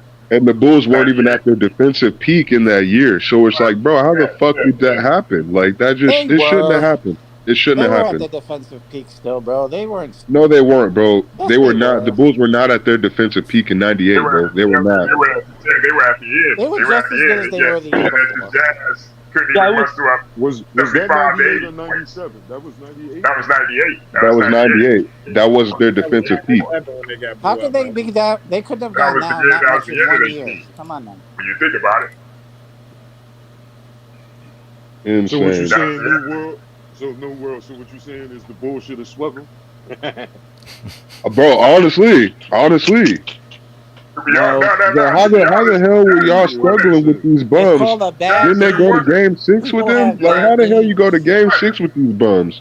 Here's the thing. Jazz should have won that series if you ask me, because, like you said, the Bulls were at the end of their rope. They were running off fumes at that point. You know what I mean? Like, they went the previous series in 7. Some people suggest that the Pacers might have should have beat the Bulls. Think about it, because they pushed the Bulls to 7 games that season. They had a chance, but they just didn't have what it took to get over that MJ hump. Right. There we go again, glazing MJ. It ain't the MJ hump, it's the Bulls hump. Get it right. It's the Bulls. It was actually Dennis Rodman in the Eastern Conference Finals who was grabbing all the offensive rebounds. So. Was that the series that Jordan was like shooting like 40-something% from the field? And not to mention, I guarantee you, when we go watch that film, we're gonna see how much Scottie Pippen and Ron Harper affected the Jazz's offense by slowing down John Stockton. Full court presses, half court traps, all that. And Dennis Rodman's defense on Karl Malone. It I was mean, Scottie we Pippen. we definitely can watch it. I'll be interested in watching it. It's just not going to look very impressive because John Stockton can't dribble for shit, so it really ain't that hard to take the ball from him. Bullshit. How come he has such a low turnover to assist rate? Come on now. Exactly. Because they were Yeah, trash bullshit. in the '90s, bro. They were trash. Nah, you tripping, New World, man. You tripping. There's some things. Stop hating Some on things. John Stockton. I I think can't most of the co-sign time that people at just hate all, on. man. Oh, I'm sorry. Hold on, wait. My bad. I'm sorry, Dave. Somebody got some bad background feed. I don't know who that is. Somebody it might. But no, Juan Boy's on mute. But no, I mean at the end of the day, man, people gotta stop hating on Stockton, man. They were a great combination together, man. Again, if we're talking about duos, there's no way we're not gonna talk about Malone and Stockton, bro. There's no way. And No way. One more point too. They made the playoffs every year they were playing. They made the playoffs every year they played. They didn't miss that shit at all. So that you got to factor that too. But all because they didn't win a championship. This is the problem with ring culture. Yeah. This is horrible, and all for just Michael Jordan. So last night after we were done with the TikTok Takeover Live with FYF and Lamont, I joined somebody else's live and I told them about my top 10. I gave them my top 20 list, and they were trying to talk about winning and losing and all this other stuff. Just the fact that Zesty Jeffries have to use 6-0 lets you know that 6 championships is not enough. Off the top, because you have to add something extra to it. Because if 6 championships were enough, they wouldn't need to tell you we're 6-0. So these guys really don't value winning, because we all know it really doesn't matter to them. Like, because they can't just appreciate 6 championships. They got to add some extra thing to make this seem like 6 championships is special. Yeah. That shows you right there how they don't really care about winning. It's all about how we can make Michael Jordan perceived to be just the greatest at everything. Again, I don't understand how we can look back 30 years and anything in life and says that's just the greatest of something. It just ain't. It's actually hilarious seeing them do it too, Johnny, because just last week on Friday, that nigga Kirk was trying to, when he was listing off MJ's accomplishments, he was trying to combine MJ's MVPs with his finals MVPs and say Jordan has the most MVPs and finals MVPs combined.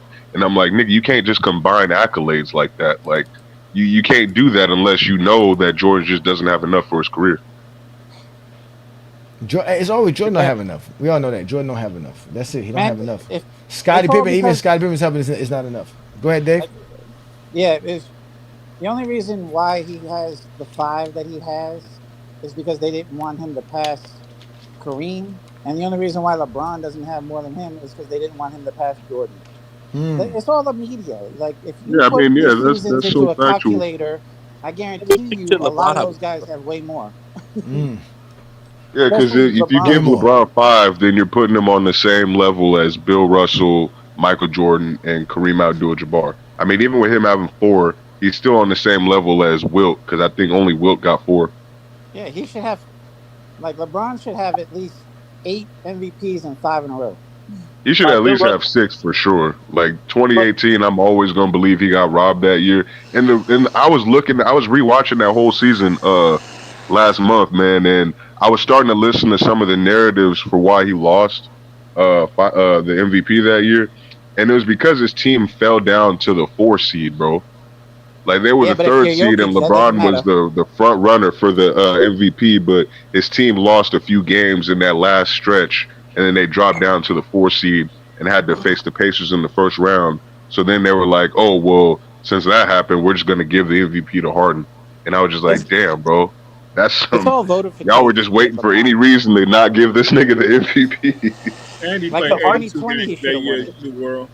That's what I'm saying, bro. I was just like, this nigga literally had every reason to win the MVP, and he was the front runner until the last week, bro. And they just literally lost 2 games, and they were like, okay, now we go give it to James Harden. I was like, damn, y'all niggas couldn't wait. 2022 should have won it in 2020. 2020, like, I agree, but I'm not mad that Giannis won it.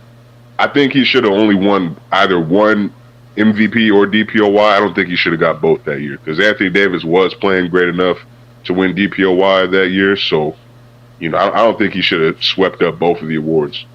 Yeah, LeBron averaged 25, 10, and like 8, I think, that year. Like, that's a ridiculous season. Yes, I mean, that's what I'm saying. And they were number 1 seed in the West. 2020. 30, 13, and 6. Did average 36. Did have one team. So that's record. I think LeBron He should didn't win. win in 2010 because he went to Miami. I mean, you could have gave it to LeBron easily in 2014, but they gave it to KD because he won the scoring title again.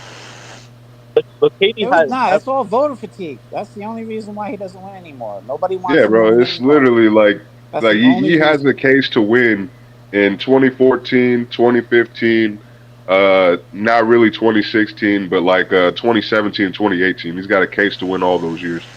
And he's still Also, top 5 in 2011. MVP voting all those years. So Don't forget 2010. He should have won 5 in a row. Yeah, 2011 he should have won. Yeah, 2011. That's what I meant. 2011. My bad.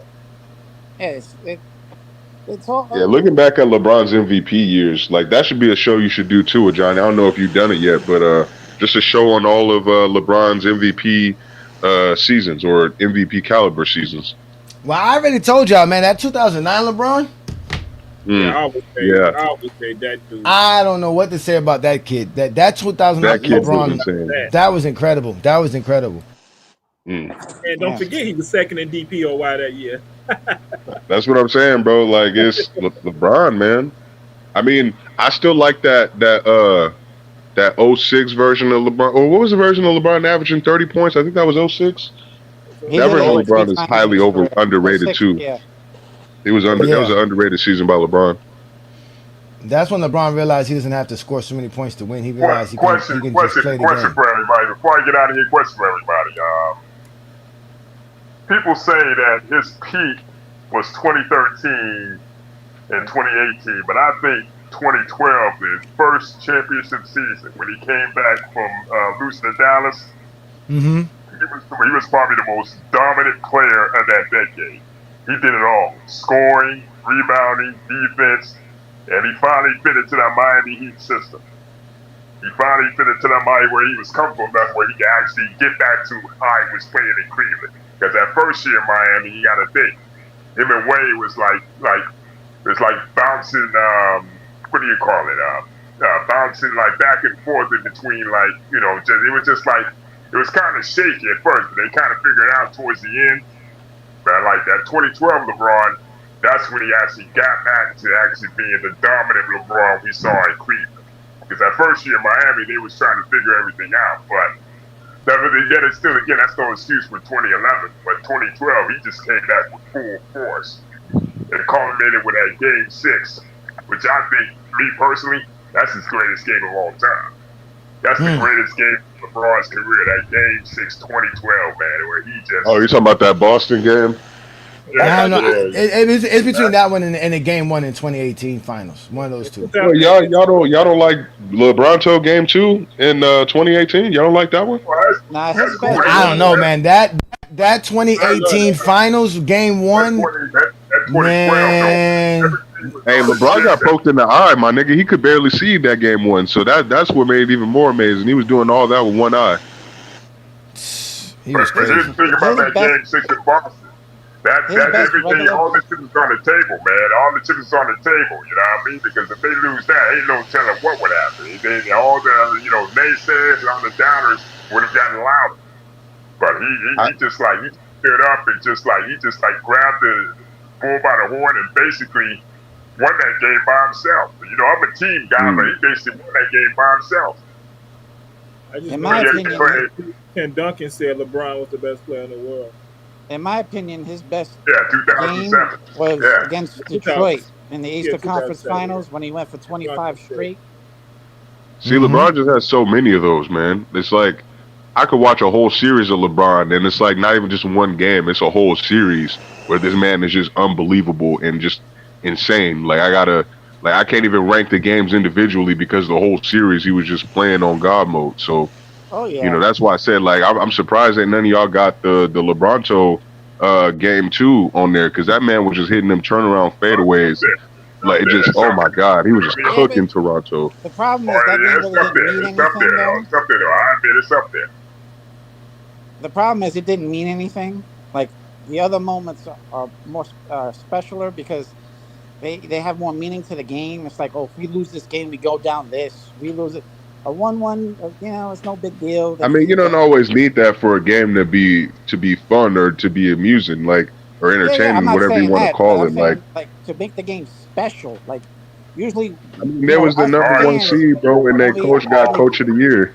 Like yeah, but when LeBron you dismantled them, Playoff bro. game, so it has yeah, but when meaning. you rank the games, it's what counts. Is what was on the All line right, when so that I'm about game to count. happened. Salute to everybody, man. New Yeah, World, salute Blue Shout Bolt. out to you. Appreciate you, Blue Bolt. salute All right, King man. John, everybody, man. Reach out. All right, Blue Peace Peace, Bolt. out. brother. It's a playoff game, so it matters.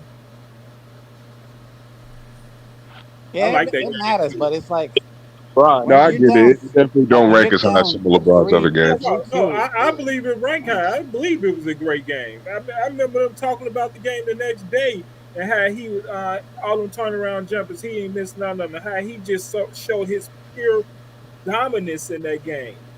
Bro, you just gotta understand where I'm coming from, though. They literally renamed the city after LeBron, Yeah, that's and nigga, yeah. you could go on, Going you at could your go on point. Wiki, Yes, yeah, yes. bro, you could go on Wikipedia and see that they had changed the mayor of Toronto to LeBron James, bro. Like that's like LeBron was so dominant in that postseason run. He got 2 nicknames, LeBronto and Lethanos, in the same postseason run, bro. Like that was Yeah, probably the most dominant postseason run we'll ever see from an individual player. but it was Like also that was because he crazy. beat them 3 years in a row. So Yeah, it's that also because he too. beat Like them he 3 was years in a row in the smoking them. playoffs. He's offensively Yeah, good. they couldn't mess with him. Yeah, Yeah, I just LeBron's the GOAT. like They don't LeBron like that. James' career is Jesse just Jeffries amazing. probably listen to us talk and be like, yo, those dudes, man, it's a cult. It's because you can't talk about Jordan in the same way, bro. Like I've watched Jordan's games, No, but and they there's make no up shit. series where I watch Jordan and be like, damn. Like, I mean, I maybe think- it's just it's too old now. It didn't age like over 20 years, so I'm just like, I watch the shit, and I'm just like, this just doesn't give me that same excitement as watching LeBron go take down the 60-win Atlanta Hawks. Like that, it don't give me that same rush. They just like Wild Boys say, man, they can say a lot, but we anything that they say about Jordan and them, we can't go watch it in the film. It doesn't exist. It only exists in their lives. Whatever it is they say about Michael Jordan and Kobe Bryant only exists in the lives that they talk about. It doesn't exist in the film. It really Yeah, they doesn't. make shit up. Make shit up Yeah, all they the make time. they make it up all the time. All the Like, time. Yo, like you they know talk I about went Jordan's live mid-range for the game. He was good 2009 for Christmas 2 game. years in the mid-range. 2, his last 2 with the Bulls. He had really good mid-ranges. But no, he's the best mid-range shooter ever. Meanwhile, we all know it's Kevin Durant. Yeah. But what are you saying there, Wild Boy? I went live on TikTok and showed the 2009 Christmas game against Cleveland in LA. Mm-hmm. Oh man, it was a nasty game for Kobe. I mean, he had 8 assists, but like he was getting the shot blocked. Jamario Moon and Anthony Parker, and you know he was just like forcing so much shots, and you know what I'm saying, like, and we see so many like once they started Shaq, and it was like the size and the length of Cleveland was just too much for the Lakers, and you know LeBron putting pressure on them, bullying Ron Artest right under the rim. Oh, come over the left shoulder. You know what I'm saying? Like it was nasty because they couldn't do nothing with Cleveland's size, man. They was limiting them to one never shot. been bullied like that on the court ever, but by LeBron James. He said physically he's never been bullied on the court before, but by LeBron James. Ron Artest. But yeah, man, it was just like, you know, you could just see the difference in the style of play because like Kobe was just forcing. You know, And Kobe was a shot chucker, bro. All he cared about was scoring. He forced himself into, and a lot of his block shots, you know, like those were turnovers. So, you know, like and then you turning the ball over, driving and all that. You know what I mean? It's all on Kobe to me will never have a worse moment than that 04 finals. Like it doesn't get talked about a lot because fans like to sweep it under the rug. But that was the perfect example of a nigga that will kill team chemistry. I think the nigga was like minus 52 every time he got on the floor. The Lakers were minus 52, and when they got him off the floor, their offensive rating went up. So it's like this nigga was a complete team killer in that season because he was trying to win that Finals MVP so bad. But it's like, nigga, if you're gonna do all this and go against your team, that's why, you know, I like how LeBron plays because he'll give his teammates the opportunity. You know, he's going to do whatever it takes to win it, whether it's him needing to score or whether he need to go and pass it to Damon Jones in the corner for 3. You know, that's just how he plays the game. It makes it harder to guard him like that. Look. Well, how about this, CJ? Show us the LeBron and Kobe finals in 2007. Show us the LeBron and Kobe finals in 2011. Show us the LeBron and Kobe finals in 2012. Why is it only 2009 y'all expect to see LeBron and Kobe Bryant play against each other? Where was Kobe Bryant those other years? Exactly. And he lost. We brought up 2011 last year. We brought that up last night on TikTok the other night. Okay, that's you, King Solomon. New World, your mic is kind of bad too, New World. I don't know if you got like a moving mic or something like that, but we can hear it moving. Is that better? But yeah, it's better now. But we talked about that last night for 2011 because they got upset. We were talking about Jordan's mid-range game, which we're going to be watching tonight. Jordan's mid-range, y'all make sure to get ready for that. The link will be available for all GOAT James Kingdom member and the GOAT James Kingdom member community at 7 p.m. Eastern, and we're going to go directly to the lobby at 8 p.m. Eastern, and we're going to start watching the game. The votes are still in, so if you want to watch the 4 games on the list, go out and vote, and let's see which games you guys want to watch tonight, but we're going to watch that. But we were talking about the mid-range jumpers, and obviously, as soon as we start talking about Jordan and proving Jordan couldn't shoot because Lamont went to second spectrum to pull up numbers for mid-range shooting for Jordan or distance shooting for Jordan, and it was, again, like I expected Jordan to be just around the same shooter that LeBron James is, which under Zesty Jeffrey terms means he's a bad mid-range shooter. But they can't accept that, and they wanted to talk about 2011, and we started talking about 2011, and we started breaking down team rosters and why the Heat really couldn't get over Dallas, and was the same reason that Kobe couldn't get over Dallas. The same excuses they were giving for Kobe are the same things that we say about the Heat, but they can't accept it as well. So Kobe should have been in the finals in 2011. He was the defending champs. They had the most experience. They should have never lost to Dallas. Not only did they lose to Dallas, they got swept. They were the favorites too. Dude, so that's like they could not say the Lakers had a better team than Dallas. They could not say the Lakers had a better team. Phil Jackson got out coached too. Bad. Yeah, they always want to talk about how LeBron was the favorite. Nigga, the Lakers were the favorite and they got fucking swept, bro. So what does that say about the defending champs? Like, you niggas are clowns, bro. Like, I've heard so many people try to make excuses for 20. They mad now. Look, they mad now. I said it. Jordan can't shoot. Y'all got to prove it to me, man. Y'all got to prove me that Jordan could shoot, man. I don't care about Jordan taking a bunch of 10-foot baseline mid-ranges, man. That don't mean you can shoot. That nigga gets like, nobody to the care rim, about that, bro. He was suspect from 3. He gets to the rim. Like, we seen that nigga shoot 5 of 18 or some shit from the mid-range, bro. Come on now. Yeah, we don't want to hear that, man. And then when you breathed on him, he got foul calls. His fans will tell y'all that Jordan. They'll tell y'all that Jordan did practice, and that's why he wasn't ideal. That's always an excuse, right? Always an excuse for Jordan. There's always an excuse for MJ. Always an excuse. Probably one of the main reasons why he wasn't good at shooting jump shots is because he has those giant mitts of his. Well, just look at who was guarding him. Like, it's not hard to pull up at 6'6" over a nigga who's like 6'2", 6'3". He's like, nigga, you shooting over niggas that are my height, bro. Oh yeah, I know. Like, there wasn't much competition in his day at his position. Especially at the shooting guard position. The 90s, I mean, even to this day, the shooting guard position is still the weakest position all time. Period. I guess. But now there's not really there isn't really a shooting guard position anymore. It's all combo guards. There's not too many prototypical actual. A combo guard is still a 2 guard to me. Like, you're not really doing much outside of what a 2 guard does. And a facilitator, if you're a facilitator, then that just means you're a point guard. I guess, but that can score. Well, like, look at Luka. Like, Luka, he's considered a point guard, but he be leading the team in points. And then you got Shea, also leading the team in points, but he's a point guard. So, like, the point guard position's evolved. Shea is a shooting guard. I consider Steph Curry a shooting guard as well. He plays point guard for them. He's listed as a point guard.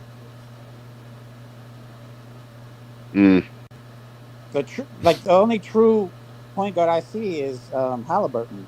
Like, he goes out there, tries to get all his teammates involved, and doesn't worry about scoring. That's his goal. His mission is to get his teammates involved. Him and Chris Paul are like the only ones that I know of doing that, because I don't watch every point guard on every NBA team.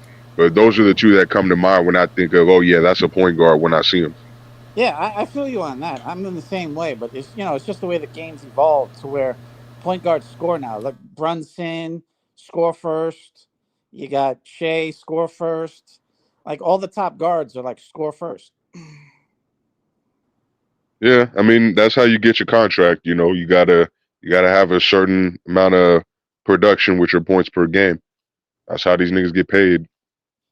Yeah. Players like Cade Cunningham and Cade and Trey, they're debatable between being score first and pass first, but they also put up 25 a game. So with them, it gets a fee.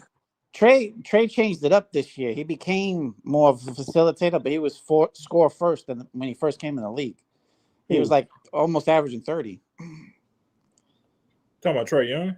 Yeah, Trae Young. Yeah. What would y'all agree would be the baseline for calling a player a point guard? What do you think their production should be as far as assists per game? I like them to at least be at 9 to 10 in that vicinity. But not everybody can What be about like you, John King Starks John? averaging 14 a game. I don't look at the assists because if you pass to somebody, they steady miss shots. I mean, even if you put them in great position, it's the way you play the game. It's the way you play the game because to be the greatest point guard in the world ever is LeBron James. You can't even argue why he isn't the greatest point guard ever. I can because he only played. Well, LeBron averaged at least 7 assists, so I think 7 assists is a good baseline. He only did what? He only played it once, so that's what. Well, what makes you think he only played it once? Are you watching him play? He played it twice. No, he's saying his whole career.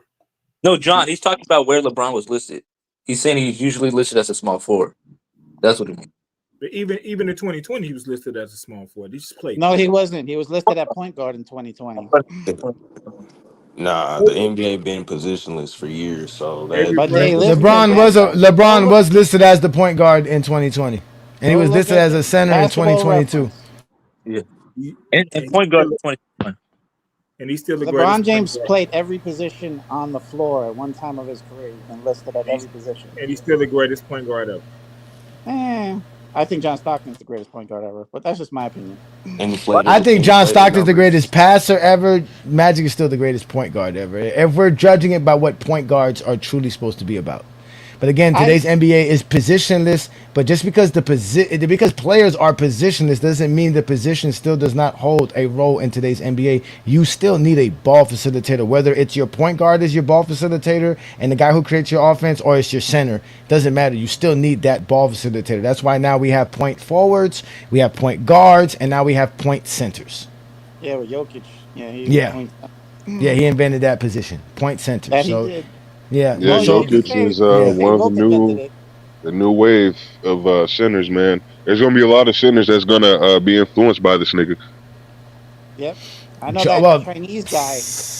This guy, Wemby. I saw something Wemby did yesterday. I was like, yo. Oh shit, Wemby. Oh my god, bro. This motherfucker, bro. Like he is gonna be the one, bro. Like, knock on wood, bro. Barring any significant setbacks, bro, he's gonna be the one. Like that motherfucker. Wemby's guys his size don't last though. That's the problem. Yeah, that is the problem, guys. Again, he isn't out. He does have a deformity.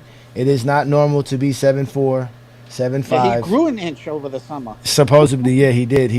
Oh my god. Well, I mean, he can still grow until he about 24. Like, god damn. About it. Yeah, but you got you got like Ralph Sampson was Wemby before Wemby, but look what happened to him. Yao Ming just didn't have the. I don't want to say he was a bad player, bro, but he doesn't have the coordination that Wemby does. Like, he doesn't have the body control. He's not as skilled. I think Wemby has a chance to definitely be in this league and be a force for a solid. If he could put together a solid decade, bro, a solid 10-year stretch of him just being dominant, then there's nothing you could say that will keep this nigga from being the GOAT. Nah, he won't be the GOAT. That's never gonna happen. I don't think that's never gonna happen. I think it could definitely happen. He got a chance. I'm not saying it will, but it definitely can. He got a chance. It depends. Again, you have to have an illustrious career. It has to be a long time, and you have to accomplish a lot. He's not playing 20 years. He ain't playing 20 years. I guarantee you that. We'll see. You never know. See. I mean, I agree with you, David. I think it's going to be hard for someone his size and his stature to play 20 years in the league, but we never know. And if he, again, we didn't think nobody would do what LeBron did, right? So I did. When I saw him playing, I was like, this man's going to be special. I thought he would play You didn't this think long. LeBron was going to play 22 years and be Yeah, this great I for said this 22? to No, myself. I thought he would play this no, long, but I David, thought stop he it. would Nah, change. bro. Stop I it, thought he David. would Stop change it it. up. I We said, didn't we didn't know LeBron was No. gonna break 40K, I did. bro. Like we Nah, didn't know bro, get out LeBron of was here. gonna be Let me say this. 10K, No way. 10K I thought assists and LeBron was going to rebounds. last this I long, believe No, it. man. but I I thought he believe was going he to would change take up it to his a shot play. after year 21. He's going to play 22 years. I thought he was going to change his play up and become more of a power player and be inside and not the dribble penetrator that he still is today. I didn't think he would do that. I thought he would change his game completely.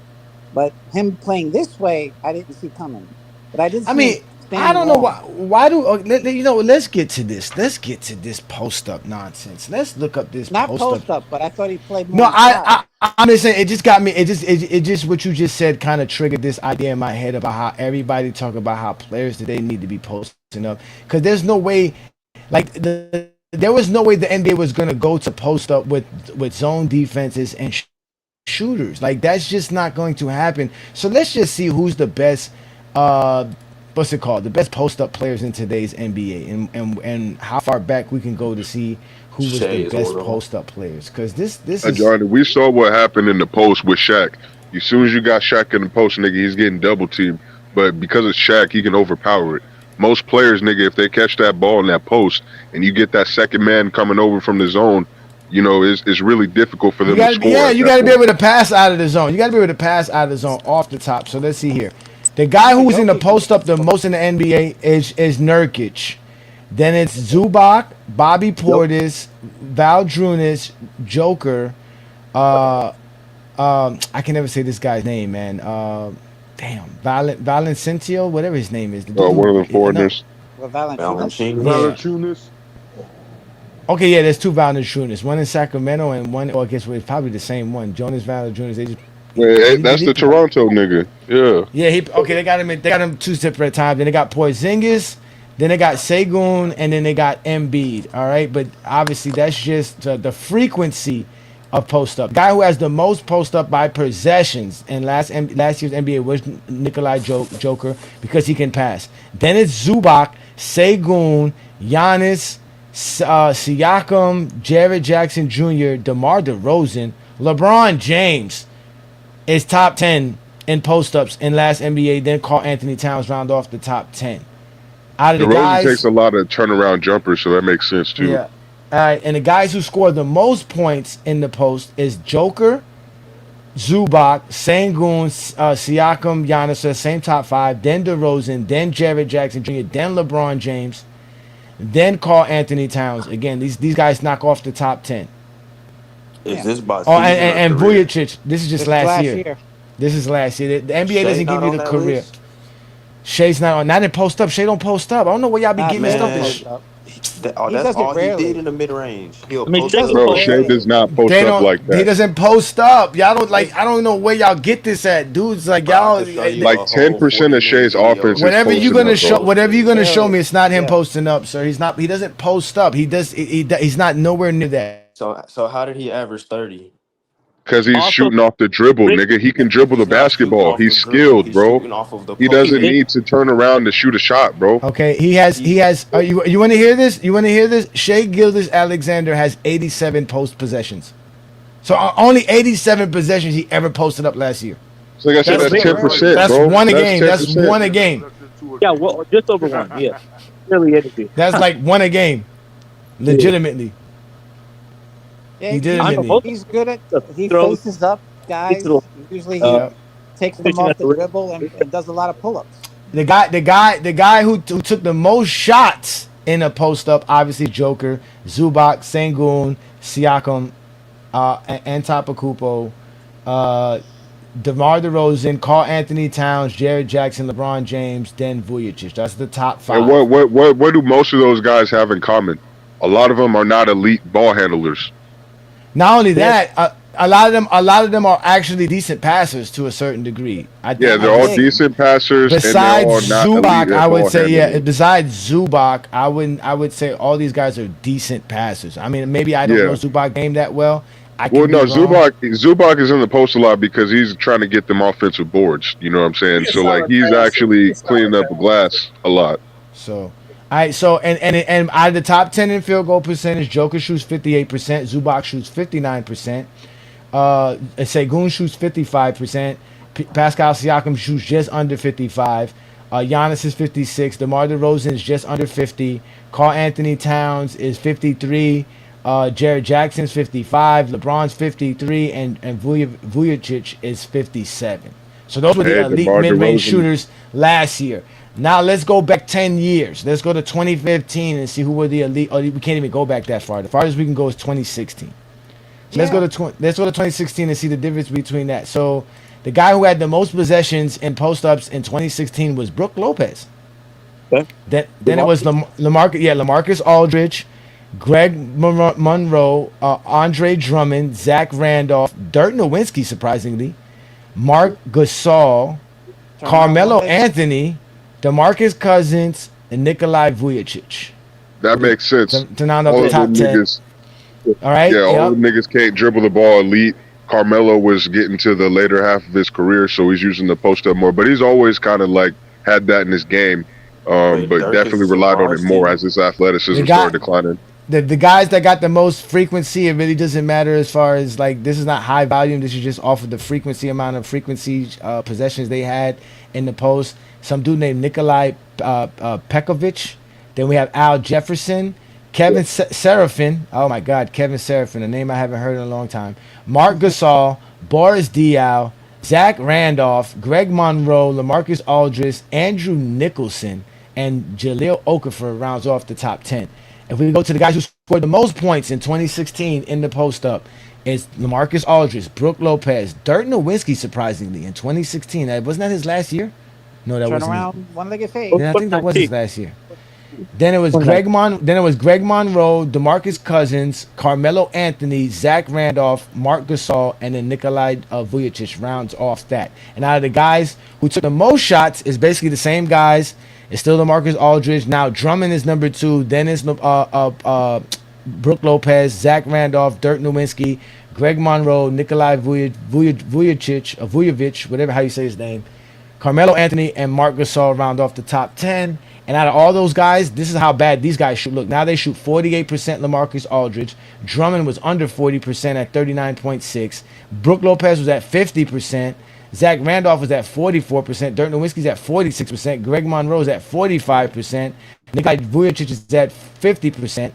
Carmelo Anthony's at 43%, and Marc Gasol's at 41%. So today's NBA players are better posting up than the guys in just 10 years ago. Yeah, they only got 2 guys doing 50%. Drummond used to miss his shots on purpose to get offensive rebounds. Yeah. Let's say cat in the post up. It's a lie. Y'all got mad at me when I put Karl Anthony Towns in my top 10. Y'all don't know basketball. I watch a lot of Knick games, obviously. Karl Anthony Towns don't post up very much. He's a face Hey, up. He's a face. No, he not. That's not what the stats say. The stats say he's one. No, the stats say he's one of the top post up guys in the league. Karl Anthony Towns is going to post up against smaller players because he's not an elite dribbler. He's top 10 in field goal attempts in the post up, and he's also top 10 in actual post up possessions. Now we literally got the stats right here, bro. And I actually watched some of this nigga's games. Like he's not an elite ball handler, bro. So he's gonna back to the basket. And he's top 10. And he's top 10 in points. And he's top 10 in points. Yeah, so nigga, like that's his bread and butter when he's not posted up behind the 3-point line. It's going to the post. That's how Cat scores. And out of all the guys that's in the top 10, he has the highest frequency to get an and one. Oh, I'm sorry, my bad. And DeRozan has the he's second to. Oh no, he's third to and Giannis. Hey, DeRozan, that nigga's been DeRozan, Giannis, his whole career, bro. Then Karl Anthony Towns as far as posting up. This is post ups. This is the NBA. They track player type, and this is post ups. This is what I say. Y'all don't y'all eyes can't see what your mind can't comprehend. Yeah, I see him do. To say Shea averaged 30 from the post and Karl Anthony Towns don't post. Like, I don't. Bro, when I heard that dumb nigga say that, bro, I was like, bro, you really think this nigga averaging 30 points out the post, bro? What the, bro? The majority of his 30-point games are from mid-range. What are you talking about? What does mid-range have to do with posting up? He's not the best 3-point shooter. Everybody. What does that have to do with posting up? What does that have to do with posting up? What does mean? mid-range have to do with That's post his up? bread and butter. If he has a little guard guarding him, he's gonna post fade majority. Nigga, Have I you watched ever the watched whole it? game of He him doesn't shooting have to 10 do straight that, post bro, fades. because he can break them down off the dribble. That's what you don't understand. Like an I elite do ball under. handler How you like gonna Shea tell me doesn't I need don't to post understand? up, I nigga. play basketball, bro. He's You're a not two finna tell guard, me what bro. I don't understand. Obviously, I play the game. obviously, Dre, You Dre, obviously don't obviously, know shit. Actively play the game obviously, right obviously, now. Dre. Obviously, what you consider a post up, the NBA doesn't. So you have to either evaluate your idea of what What basketball do y'all is, consider a post or up? you consider the Back to the NBA what the basket. NBA considers a post up. That's what we consider, and we go by the NBA. Who All right, what us does to the argue NBA with? consider a post up? Obviously, let's see if we can define. They define what post up is, because obviously you say he did a lot of post up, but he only did it once a game last year. They don't have him as far as post ups. They don't have a definition for post up. Let me They go to don't keep glossary. statistics of post ups. Yes, they do, They only keep a percentage of how many times you have the sir. ball in the post. They don't No, keep an sir. actual No, sir. stat There is, saying this yes, is how they many do, times you did a post sir. fade or this how many times you did a Oh post my up. God, you guys I love just to googled argue it, and not.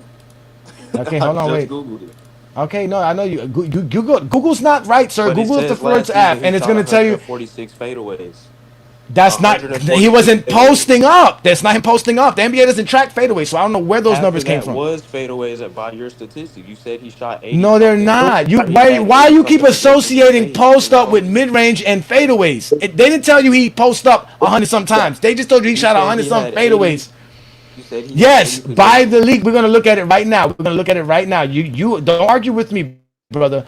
Argue with the NBA. We're gonna go to it right here, right now, and we're gonna go to possessions.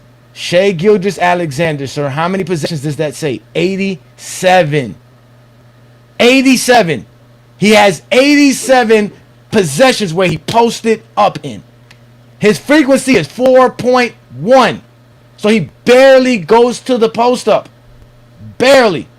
He only took 71 shots in the post up. 71 while posting up. He only took 71 shots. That's less than one per game. Whether that's a fadeaway or not. That's the NBA. Again, you want to see it? It says it right here on the top. Players, play type, post up, 2025, regular season, totals, offense. I don't know what your eyes are seeing, but now that your mind can comprehend better, you'll start seeing it more. I literally just Googled it, but all right, brother. Are you telling me Google is more accurate than the NBA.com? It says the specific number of post fadeaway shots attempted by Shea Gilgeous-Alexander is not a standard statistic tracked by major sports sites like ESPN Basketball Reference. However, according to April 2025, majority of the data being posted is on Reddit. Reddit is not accurate, sir. This You just said motherfucker. Reddit. Oh Reddit is man, not more But that's where accurate they're than the telling you they're getting the motherfucking information NBA, from. bro. They're telling you they're getting it from Reddit. Reddit is not accurate. What are you talking about? I never used Reddit. it. We just said it from Reddit. The NBA does not track fadeaways. Look, they don't track nothing here that says fadeaway. There's nothing here that says fadeaway. Nothing. They don't track fadeaway. Look, they don't track nothing fadeaway. Nothing. Here we go. Let's go to post ups. Maybe this is what they're going to track. Let's go to post ups in 2025. Tracking post ups. Totals for 2025. Here we go. Touches. Again, Nikola Jovic in the post up. The most in last year NBA. Let's see where Shea Alexander races at. Okay. Post up touches. 2,500. That's how much time he posted up and touches. That's how many touches he had. And those touches... No, it says it right here. It says those are just touches. That's not even a post-ups. It's actual post-ups. It says right here, post-ups. The next line. Out of the...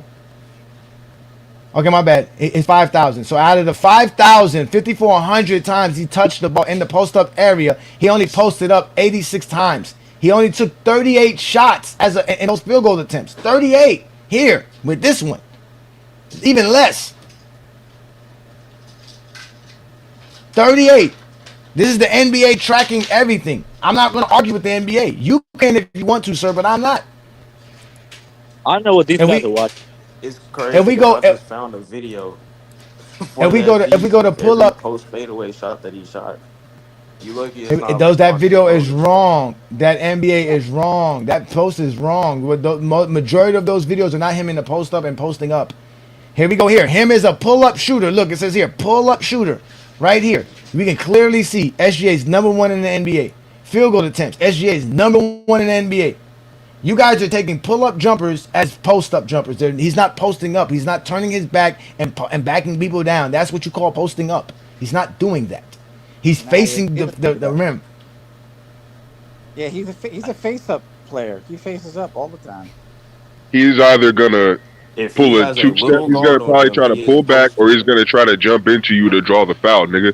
He doesn't do back to the basket post up fadeaways. Like, he'll do a few of them maybe, but that's only against smaller defenders.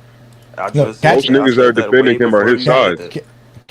Catch and shoot situations. Maybe he does catch and shoot very well. Let's go to catch and shoot attempts. Oh, he's not one of the highest in the league. He's not one of the top He guys in barely the league. does shoot. He barely shoots threes, so Okay. that wouldn't even be a good statistic. It doesn't matter if it's a three, Well, bro. Catch and shoot could be from the mid not- range too. Who's catching Again, that's shooting catch- mid range, bro?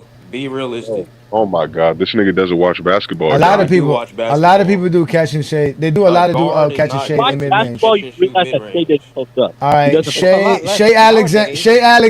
Shea Alexander is top 10 in pull up 3-pointers. You said pull up threes, Yes. and he shoots like what 3 threes a game. 5. And In that this no, I mean they said he shot 359. 76 divided by 359 is like 4 3-pointers a game. That's This is like good. 4 pull up 3-pointers a game. Is Yeah, it so talking that's about, pretty hold on, decent. is it talking about attempts or percentage for threes? Attempt. He took Attempt. 359 last year. 359 out of 76 games. Oh, that's not bad for somebody that don't make them a lot either. He shoots them at 35%. That's good. Yeah, 38. Actually. That's a league average, I think. Yeah. No, we're talking about pull up, ladies and gentlemen. We're talking about pull up 3-point shooting. pull-up This threes, is pull up. threes. It's off the dribble. This is off the dribble.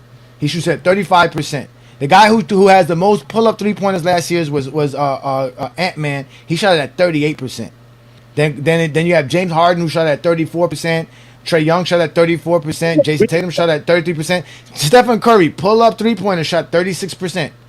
Halliburton 37%. Jalen Green 31%. Donovan Mitchell 34%. SGA 35%. And all the Jalen- players had higher attempts than him. These are all the players that shot more than him as far as pull up 3-pointers. Shea is a great all-around basketball player. Yeah, Even it's certain percentages you can't really label. Like he shot less than majority of the dudes that are known for pull up shooters, known for being pull up 3 shooters, and he's around the same ballpark and percentages as them. A lot He of stuff shot that y'all less. say is not known. So it's Again, there's no such thing as a known with you guys. It's not known because these are telling you Yeah. who are they. They are known. Obviously they're known. If they're doing it the most in the league, they got to be the guys who's doing it. Just because you don't know it doesn't mean it's not them doing it. But you don't know is a possibility. That's the problem. You guys don't know a lot. It doesn't make sense. They don't watch basketball. They don't watch basketball. I think that's it. No, they do That's watch right. basketball. League They just don't. They don't. I was gonna post this the other day. I saw a video yesterday, right?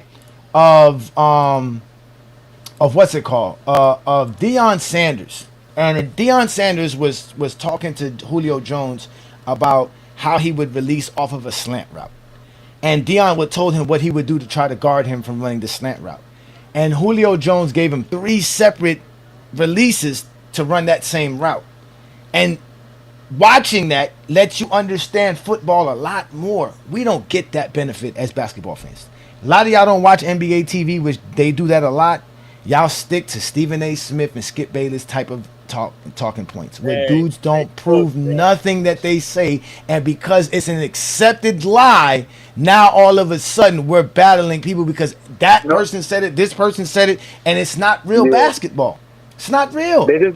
He's just going out for SGA's reputation because like previous years he took less threes and shit. I But listen this to year he D1 coaches, so he upped his threes this year. to the media. If you go back to previous years, you see I don't know that what coaches he you took less listen threes. to. What interviews are you sitting here listening to? What coaches? Who coaches are telling you SGA is posting up?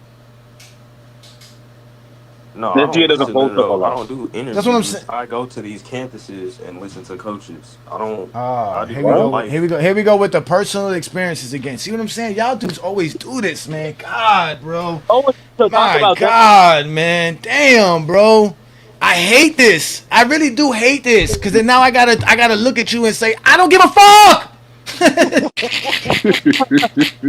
Like, damn, nigga. We weren't with you when you was at supposedly this symposium with coaches. Nigga, we not there. We don't know that. You don't got no film of it. You ain't got no footnotes of it. You ain't got shit. That's just you saying this on somebody's YouTube channel. All right. So how do you break a man defense? Since you want to talk basketball, How do you talk break basketball. a How do man you break defense? a man defense? You said a lot of screens. Hold on, wait. You said a lot of screens. You said a lot of screens. That's not what you do. That's not what Yes, you do. Because, Yes, sir. That's how you do it, If sir. your team is capable on defense, they're going to switch a lot. So, no, that's not what you do. What you do is Well, you find the okay. weak point of their defense. You find who's the weakest link How on do you their find a weak defense. point? How do you find a attack- weak point on their defense? How you What find do you that? mean How do you a find weak that? point? Find their How do you find the weak find their point? weakest How do you defender. find the weak point? Sir, explain to me. How do you find the weak points? How do you do that? How do you find that weak defender? How do you do that? What if that weak defender is guarding your weakest offensive player? Are you telling me you're going to give the ball to your weakest offensive player because the weakest defender is guarding him? Are you there? Oh my God, bro. Are you there? And All right, boom. Let's try to get the switch.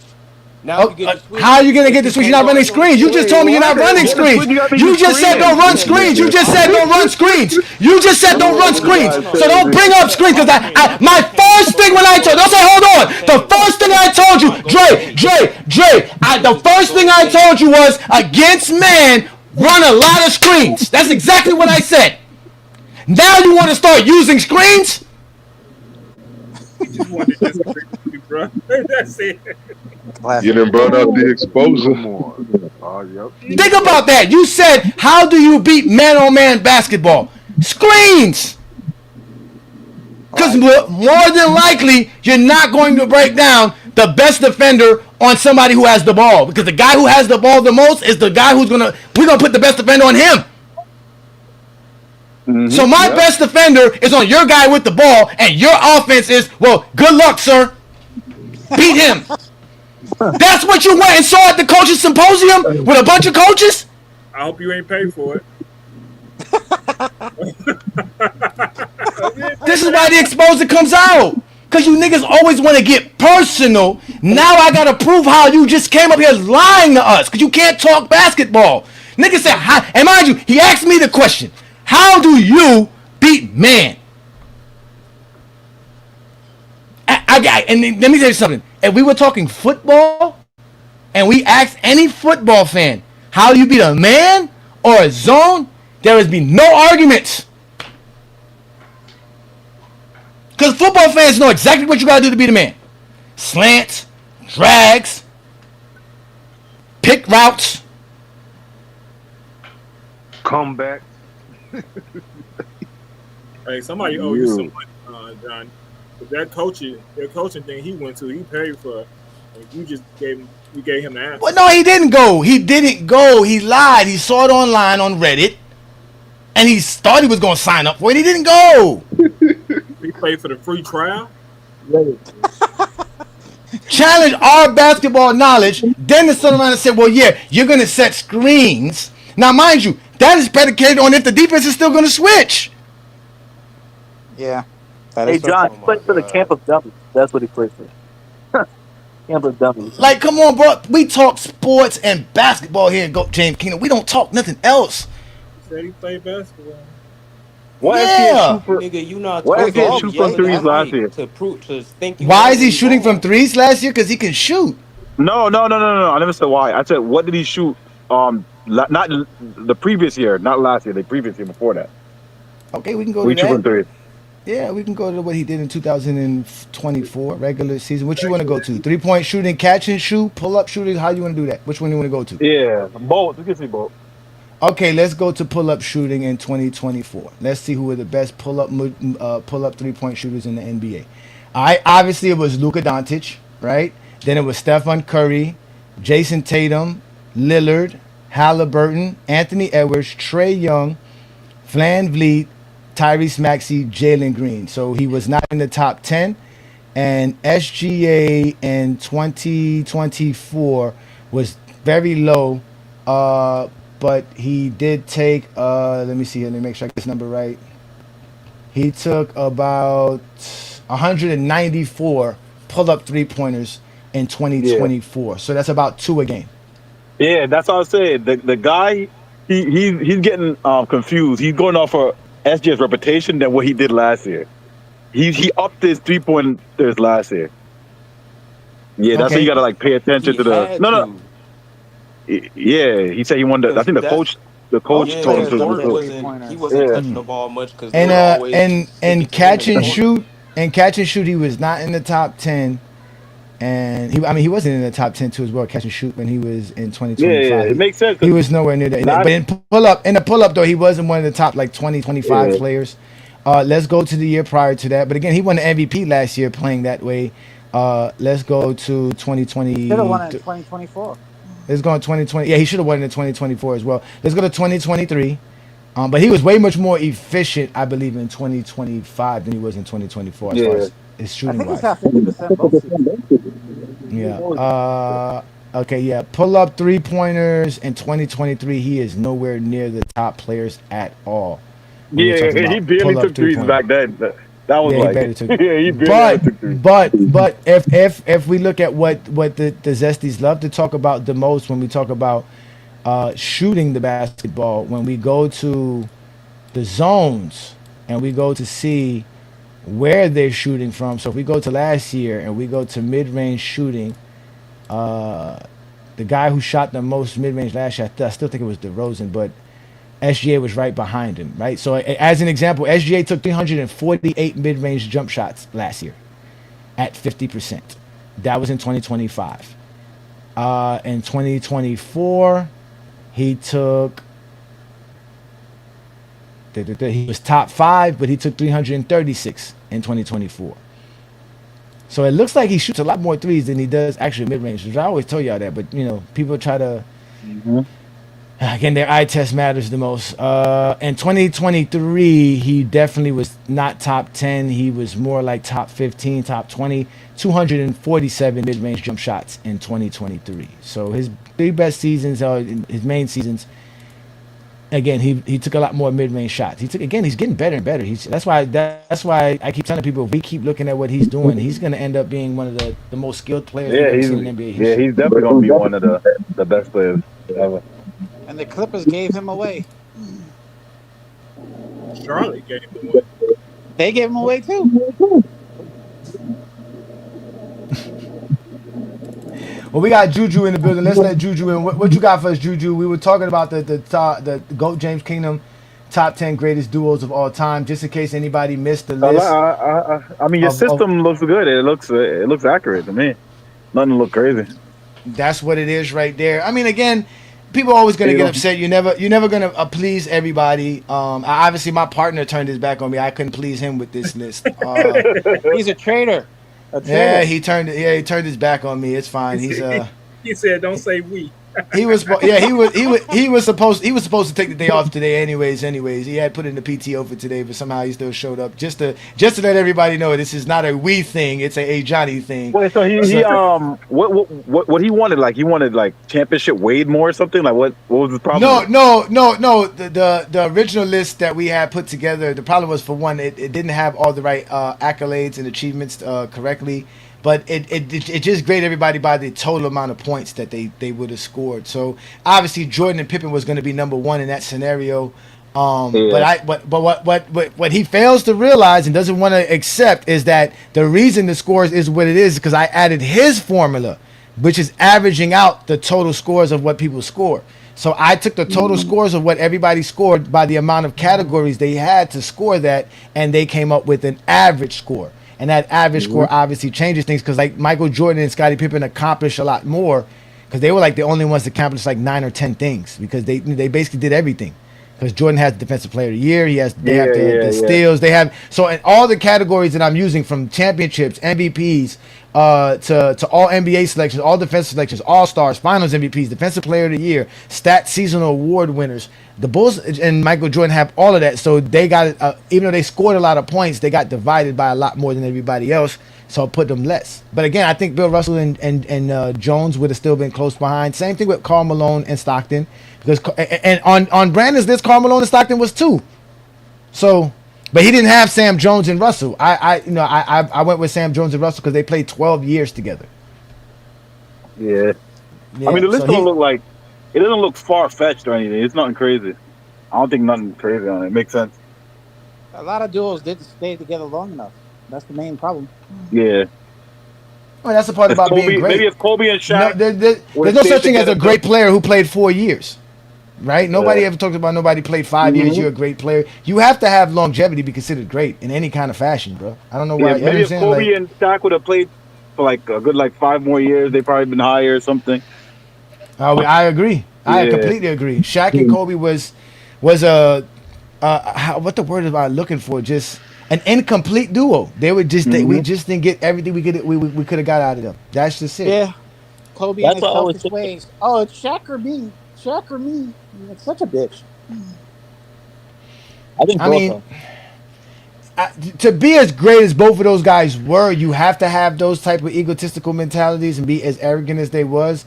At the end of the day, Kobe should have sat back because he wasn't better than Shaq. That's just it.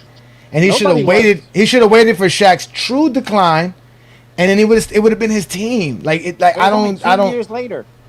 Exactly. It was only 2 or 3. But Kobe didn't want to give it to Shaq even in 2000 and 2001. Kobe was trying to take over the team then. That's selfish.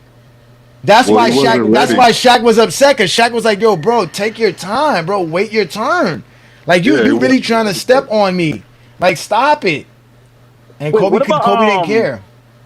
After Kobe snitched on Shaq in the media, bro, that was like I saw the downfall of that era right there. What about how many points did Jaylen Brown and Jason Tatum have? Now that's a good combo. I didn't grade them. They've been together for a while. They did been together for a while. I could have graded them, but I don't think they would have got that much neither as well, because Jaylen Brown doesn't have too many accolades. He doesn't have. He has one All NBA, a couple of All Stars. Jason Tatum now, Jason Tatum got the league MVP. Those things there, but I don't. They wouldn't have scored more than LeBron. Again, the honorable mentions was the Julius Erving and Moses and Isaiah Thomas and Joe Dumars. Hey Johnny, why do you think people hate Tatum so much? Yeah, hey, Sturdy, I know you say Bill Walton played 468 games, but he does have more than 4 seasons in his NBA career. Like, he played 8-9 years, so he played a lot. And a lot of people give him credit for what he did in Boston, just for being on that Boston team at the end of the day. Like, if we just took, again, and a lot of people say Bill Walton's one of the most overrated players because of that, because he only has 3-4 years of real basketball, 4 years in his career. So I think he's done it. Now, for his career, it is great for his era, because not too many players played past 10 years. But at the end of the day, he's not up there. It's not up there. That's why why do you think? Hey, Donnie, why do you think people hate Jason Tatum? Because he's a Kobe guy, and he doesn't play like Kobe. Well, why would that? Like, that makes no sense though. Like, all the Kobe fans should embrace. Kobe fans. Nah, they don't want to do that. They're not trying to do that. That's why they don't like SGA. They were upset at us for putting SGA as the best player in the league just because of that. They don't want nobody getting close to Mike and Kobe. Wait, why the hell? Why they upset that you put SGA number 1? What? He is the best player. If you go look at the comments for all the stuff that we did for the top 10 players, they'll all say John's list is the most rational one. And the only reason I can see they doing that is because John put Joker number 1. Yep. I mean, there's no wrong with putting Joker number 1, but why they mad because you got shaped like nothing? Because SGA is really threatening Michael Jordan's Kobe's greatness of shooting guard and guard position is what he's doing. He's really doing it. He's up there. He's more efficient than Kobe, and he's more talented than Mike. You think Tatum does the same thing? No, he's more talented. No, Tatum is different because Tatum's a forward, and the thing about that's why they don't like Tatum. They be disrespecting Tatum. Tatum is nasty. Well, Tatum is also one of the main reasons I was motivated to start GOAT James Kingdom was because in 2022, before that season started, I was saying Jason Tatum was a top 10 player then, and I got killed on these Facebook groups, and I was like, yo, you dudes can't talk basketball. Like, no, I'm talking about 2022. This is 4 or 5 years ago. So even then, I saw his greatness. Yeah, that's what I'm saying. He was a baller then. He was a baller since he came into the league. Jason Tatum has been a beast, but they don't like that because, again, there's no way to attach Jason Tatum to make LeBron look bad. LeBron had already embarrassed Jason Tatum too many times to praise Jason Tatum. That's why they love Joker, and that's why they love John's list, because Joker embarrassed LeBron. That's it. To them he did. To them he did. To them they can say. Maybe they just think Joker. Maybe they just think Joker is better than SGA. How? Joker been choking and losing in the playoffs. How? No, but wait. We mean they both got one championship. Again, that's what I'm saying. They only the one. That's what I'm trying to explain to you. That's what I'm trying to explain to you. What makes Joker better? It's not the MVP. Just might think he's better. No, it's not stats. It's because he beat LeBron twice. Just like Steph and Curry, they only praise players that beat LeBron. He does. There's nothing wrong with thinking Joker's better than SGA. And I'm not saying that. And there's nothing wrong with thinking SGA's better than Joker, unless you're a zesty Jeffrey. There is a problem with that because SGA is too close to Kobe and Mike greatness. That they don't want nobody to recognize that. You can't make him the best player, because if he's the best player now, winning championships and 68 games and MVPs and scoring titles, what does that say about SGA? Like, look at SGA's gonna be up there ever. So, that's what I'm saying. They don't want it. They don't want to give him that praise yet. He's great. He's the best player in the NBA. Yeah, I never saw somebody win. Never saw nobody win the league MVP, win the All NBA first team, championship, best record in the NBA, scoring title, and not be considered the best player in the NBA. When does that ever happen? When Joker's in the league last year. Jokic is over. Joker didn't win the championship. Joker's team didn't win a lot of games. They didn't win the championship. They didn't win a lot of games. He won Finals MVP last year. You really don't hear it though. No, you said that you said when. I said when has somebody been the league MVP, All NBA first team, lead his team in the best record in the league, win the NBA championship, Finals MVP, scoring champ, all of that. SGA. Joker never did that. Yeah, Joker never did that. You know who's the only player to do something like that? Michael fucking Jordan. That's what I'm trying to tell you. That's now you have to. They don't want to talk about that. Yeah, that's why if SGA fuck around and go back to back and win another MVP and Finals MVP and score title, he should go back to bro. He should have 3. He should have 2 championships already. No, he shouldn't. No, he should have won last year too. Young player. What are you talking about? No, I'm saying he should. I think he should have won last year too. His team is like that. They just keep improving. He should win this year too. They added new pieces to the team, bro. What are you talking about? It's all about his Without team. Hartenstein and Caruso. We're not talking career wise. We're talking about the best player in the NBA. His team before last year was good, and then they added Einstein and Caruso, and they got amazingly good. I'm saying he could have won when it was good too. Nah, they weren't ready. I got you, Sturdy. You're talking about Giannis. I got you with Giannis again. Giannis is right there as well. But again, Giannis is not leading his team to the best record in the NBA. He's not winning scoring titles. He's not going to. His team is trash. He's not winning the league MVP. He's not. That's what I'm saying. Like again, all that is a part of it. That's all a part of it. Trash teammates. I think Giannis is doing a great job. I think Giannis is doing a great job with the team that he got. I don't see why people are hating on Giannis, bro. He won a championship, bro. Like today's NBA is hard, man. Today's NBA is 1 through 8. 1 through 8. Top 3. Johnny, you know it's crazy when winning a championship is not enough for today's fans. Like it's crazy. Like winning a championship is not enough for these niggas. Especially that's when all they talk about. Yeah, bro. All y'all niggas talk about is winning championships, bro. Y'all make it sound like that shit is easy as fuck. Like it's hard, nigga. Like it's not easy to win. Fans are like women. It's what have you done for me lately? It's not the 90s, nigga, where you're playing fucking plumbers, nigga, and carpenters. You ain't lying about that. These motherfuckers are what have you done for me lately type of motherfuckers, boy. They are. They really are. Like, these niggas done forgot that Giannis done won a championship, nigga, and he got an MVP and DPOY in the same year. Y'all niggas make Giannis look like he weak or something. Yeah, again, career-wise, career-wise, SGA is nowhere near none of these players we're talking about. He hasn't done enough yet for his career to be there. But yes, I'm talking about going in from last year, going into this year. If we're just gonna couple in the last couple of years. There's no way we're not going to say SGA is not or there's no way you can't accept somebody saying SGA is the best player in the NBA. The kid's just phenomenal. Again, you can pick any one of those three. You can pick any one of those three. You can pick Joker, Giannis, or SGA and say they're the best players in the NBA, and you're not really wrong. You're really not. If Jalen Williams keep improving too, they might at the end of their career they might be in the top 10 duos. If they could keep them together. I think they both signed the contract, right? Didn't they both sign a new contract? I hear you, Sturdy. They both did. They're there for years. They're not going nowhere. Yeah. Until team accomplished. I got you, Sturdy. But we're not just going off of just the stats, Sturdy. We're using accolades too, brother. There's some accolades need to be involved in this. Scoring title, MVP, everything together, my nigga. Like, you know, man. I mean, like, come on, man. Like, yeah, we get it. Giannis is great, but Giannis' team ain't winning, bro. He's not. His team's not winning. It's a part of that. It's a part of it. But SGA is a part of why his team is so great. Yeah, he's a part of why his team's. He's a great playmaker, just like Giannis is a great playmaker. Stats do tell you everything, and I do think that SGA numbers are better because he definitely shoots better than Giannis from the free throw line, from the 3-point land. So I mean, Giannis is better. Probably Giannis is probably better than him in rebounding wise. I get it, but obviously SGA is the better scorer. So I mean, what does Giannis really have over him statistically wise? They're all in the top tier, statistically wise. Right? Yeah. Not to mention SGA is what, tied for first in steals per game, right? Wasn't that what the deal was? Right behind Joker.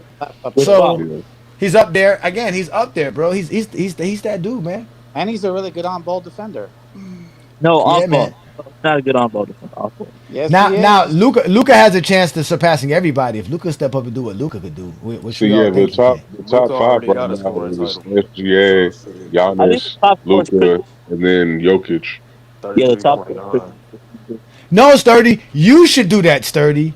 You need to stop being in them private discords, spending hours in there arguing with dudes, and have your own content, your own show, because people are very interested in the things Sturdy has to say. I don't know why you guys are so timid and shy. Yeah. If Luka wins the MVP with all and it's not like none of y'all are politicians, right? We had Twin Man over here worrying about people seeing Twin Man's face. Like, why do y'all think people? There's nobody at your job watching Go James Kingdom on YouTube. There's nobody at your church watching y'all. Trust me, nobody who you actually know personally give a damn about what you're doing on YouTube. I guarantee it, unless you get really famous and popular on doing this. I got plenty of friends and family, they do not watch my shows. Nobody who I work with or associate with watches me. Only the people who watch me are people who are interested in this conversation, which are basically strangers for myself. That is true what they tell you about in social media, that you'll get more support and love from strangers than your own friends and family for what you do on social media. That. It be like that, man. You gotta just do it, brother. We interested in seeing you. You, Herm. Instead, we got Viz and Ro out here making constant content. All them niggas do is talk about you and Lamont anyway, bro. Like, no one's watching what the fuck they got to say. No, shout out to Ro, though. Ro at least does have his own show. Like I said, Ro likes talking, and he gave himself 2 shows a week. So shout out to Ro, man. Shout out to Ro. Does he put out nothing but LeBron hate? They trust me. That's all they get. Again, nobody cares. If he talks about the Knicks, ain't nobody cares. If I talk about the Heat, nobody cares. If John starts talking about Chicago Bulls, nobody cares. Yeah, they only care. That's why I keep telling y'all. That's why the SGAs and those and the guys that never beat LeBron don't matter, because it's all about the GOAT debate to them. Everything that's about basketball is the GOAT debate in secret. That is true. It's an overt way of talking the GOAT debate. If I'm using it correctly, covert way. It's a covert way of talking the GOAT debate. It's all it is. Yeah, that's all it is. So who do you guys think is the best duo in today's NBA? LeBron and Luka. Yeah. Because LeBron, that's a fact. LeBron, Luca, SGA Williams, what's it Cat, called? Cat and Brunson. Donovan Mitchell. Nah, I don't know about Donovan Mitchell. I don't like Jared Allen or Mobley I like to Mobley. be. No, Tyler Hero and Bam. Tyler Hero and Bam. Tyler Hero and This Bam. Definitely. motherfucker. Definitely Tyler Hero. Well, Tyler Hero ain't even playing, so take him Tatum out. and Brown. That's why. That's Yeah, I why. was gonna say Tatum, I was gonna say Tatum and Brown as well. Tatum and Brown is definitely one of the best duos in today's. Even though they're No, not Tatum playing. is not going to be playing, so we can't. include Yeah, him I on know it. that's the sad part. Kobe White and and Tatum. Kobe Kobe White and Pretty good who? on media day. Kobe White and the PDF and the PDF and the PDF. Hey, is Embiid going to start the year or not? No, Who he? No. They're He gonna got do him that like knee surgery. they're gonna do him. They're gonna do him like like they did Kawhi. They're gonna try to play him 20 games into the season and try to see if he can, and then manage him that way. man, I wish that guy wasn't so fragile. Oh, he would. He should just take this year Oh off. my nigga, God! and Yeah. just Oh my rehab. God! I be watching some Embiid highlights sometimes, thinking to myself, "Boy, we really missed out on one." Fucking My Kuminga, God! man, jumping on his knee the way he did, fucking a season. Oh my God, bro! The way Embiid could handle the basketball is crazy for a He is 7-footer. super It's crazy his abilities to dribble the basketball. Only big man I've ever seen be able to dribble like him is Wemby, but Wemby's not as big as him. Don't forget Like about Embiid is like don't forget about Durant. Nah, Durant is again. Durant's skinny. I'm talking about like because Embiid has the as far as, big like, a man muscular size. guy, yeah. That's the thing that we're seeing from Wemby that's scary because Wemby's actually getting more size. Pause. So it's like, damn, with Kevin Durant never really got bigger. Kevin Durant's always stayed the same. Basically, he's always looked the same to me. At least he always looked the same. Nah, he gained Giannis like got bigger. That's what made Giannis even more of a freak because it was like, yo, Giannis was a freak as a skinny guy, but now Giannis got all these muscles and he's structured. He's a full man body. It's like, how you stop Giannis now? The funny part is they list him as the same weight as Durant. They're both supposed to be 240. I know, but I think Kevin Durant lies about his height and his weight. That nigga KD is definitely he's not as short as he claims he is, and he's not as heavy as he claims he is. But he has gained like 20 pounds from when he first came into the league. When he came into the league, he couldn't punch his way out of a wet paper bag. Yeah. See, look, he said, "Why do people want to see your face?" See, you guys are just so shy and timid because we tired of looking with a lion in a crown. That's why. It's crazy because, you talking about Embiid and Giannis. I used to watch these niggas lose to LeBron back in the day when they were still early in the game, and you could still see the potential. Like, they were highly talented players, so you could definitely see that they could put something together in the next few years if they got some pieces around them. But, they just had that monster over there. So, a lot of these niggas, they were looking at Embiid and Giannis like they came out of nowhere in 2019. And I was like, bro, like, you niggas are only just now starting to see who they are because LeBron left the East. Like, it's just funny as hell. Because of all the injuries, man. He missed 2 whole seasons in the very beginning of his career. Like, he's only played. I ain't gonna lie.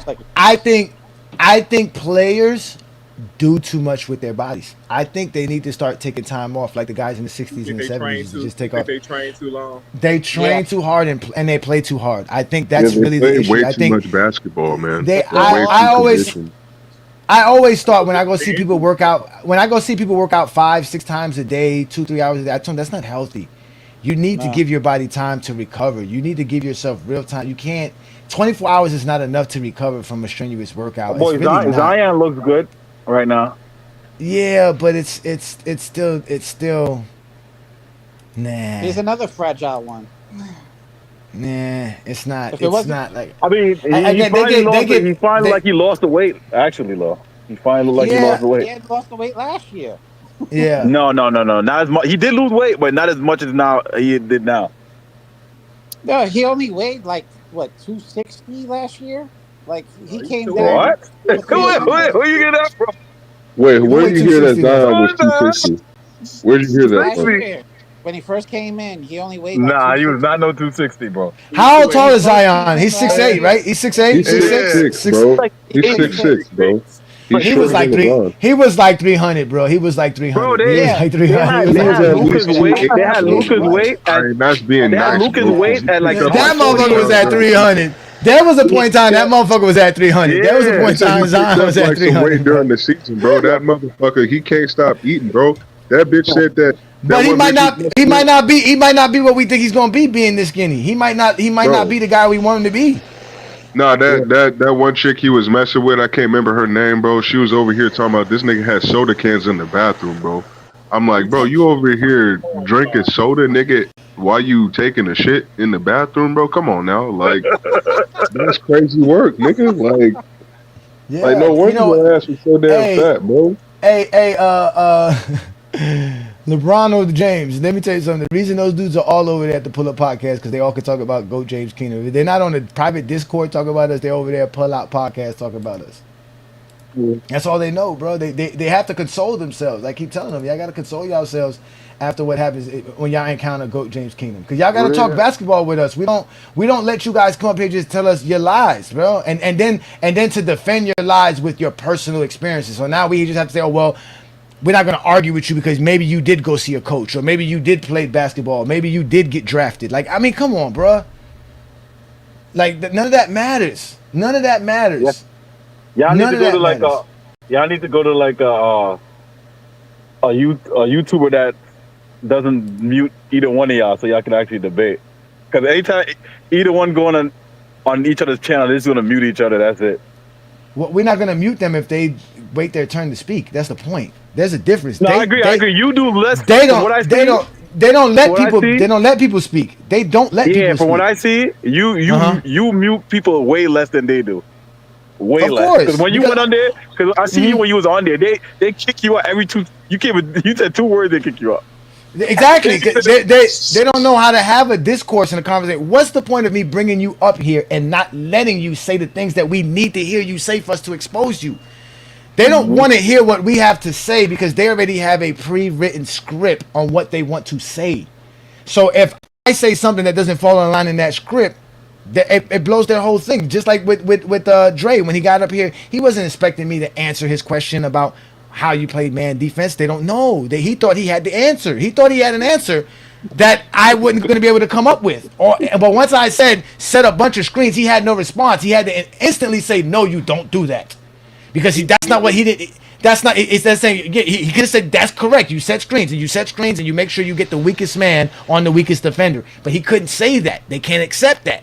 They have to These say, well, niggas no. come up here with a pre-made Yeah. script in their head to Exactly. argue with. And it's like, you Exactly. motherfuckers, bro, you expect a certain response, so you think you can just attack it in a certain way. But it's like, you niggas, we know you don't watch basketball, nigga. Yeah. Just like Austin did. Just And like Johnny Austin needed did him to to speak for him to cook him. So No, once the Johnny started cooking, I was like, okay, let me just shut up real quick. Those dudes spoke. Johnny said it up front. Picks. And then I said a lot of picks. I said a lot of picks. So not just one. So just in case if you are switching, you got to keep switching. Yes. Yeah. So if Johnny needed him to speak, that's why he don't mute people. I want you to speak. I need you to say what you gonna say. So Don't tell me the Ravens are losing again. Oh my god. Oh my goodness, bro. Exposed, right, there, Johnny? Well, Lamar Yeah, again, you have two options with GOAT James Kingdom. Because y'all think I'm bad. My partner's worse than me. People don't understand how bad Brandon is. People really don't know.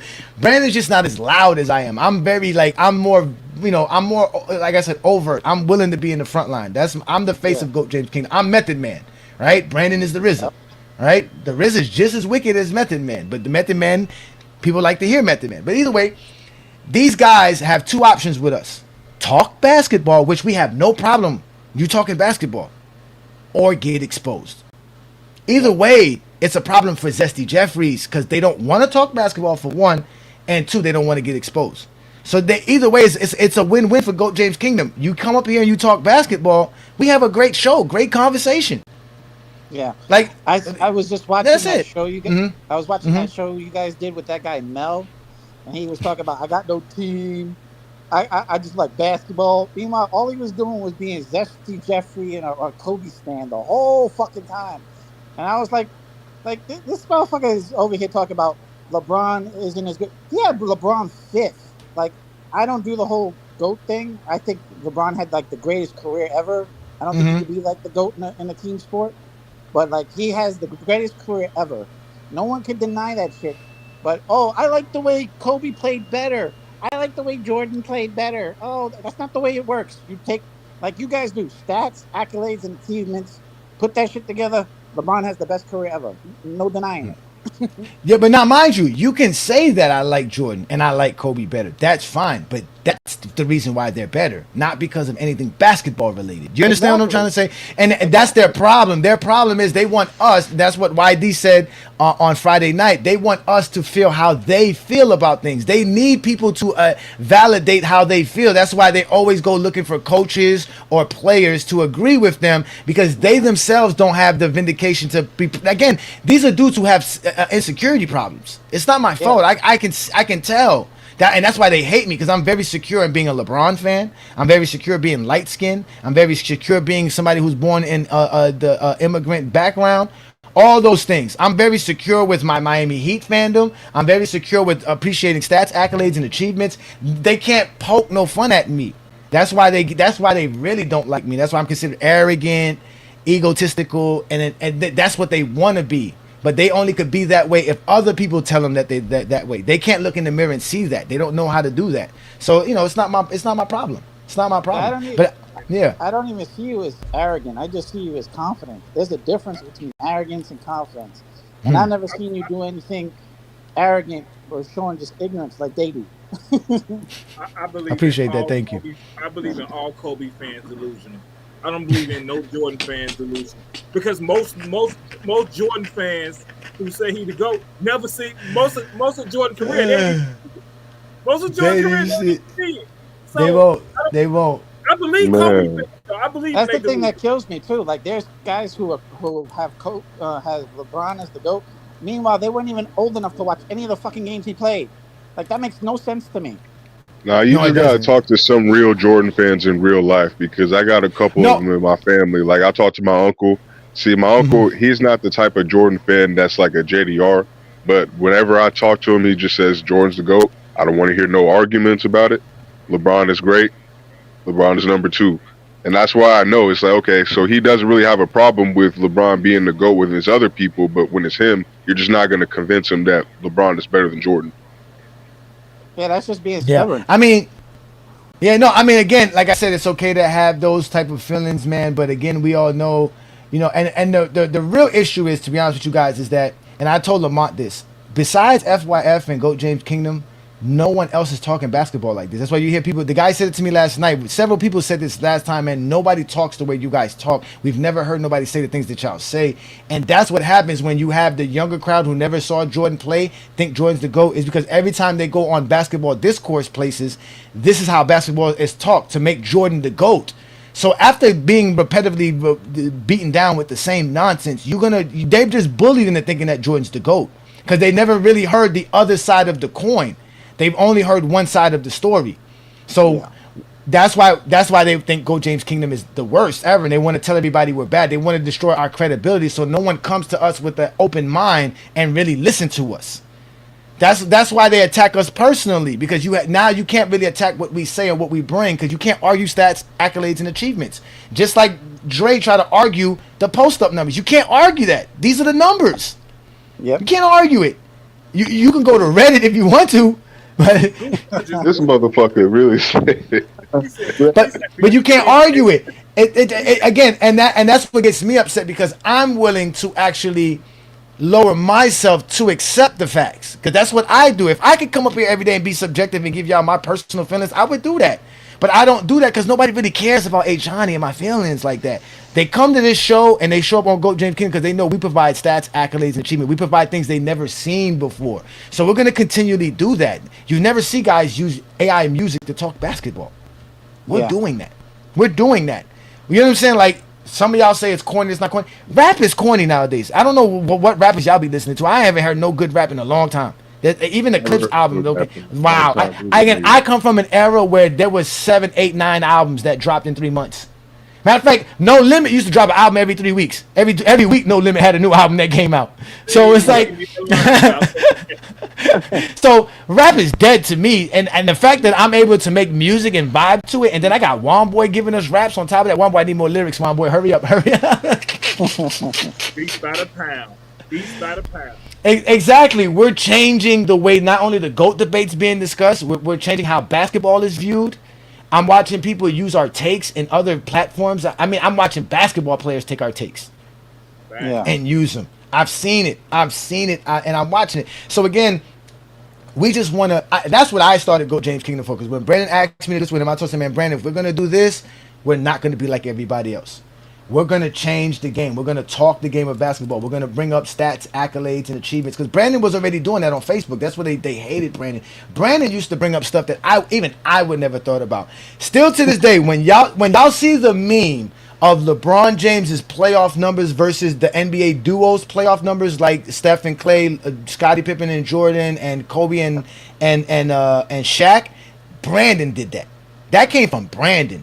Brandon made that particular meme like 5 years ago, and people have remade it and regurgitated. We're gonna get out of here real quick here, John. We're not gonna get past 3 o'clock or 2 o'clock your time, brother. So, I just wanted to put the link up because somebody was asking about the link, so we can get them up here. Oh, let's get my boy Ron up here. Shout out to Ron, the GJK supporter, always arguing with Michelle, known as Michael.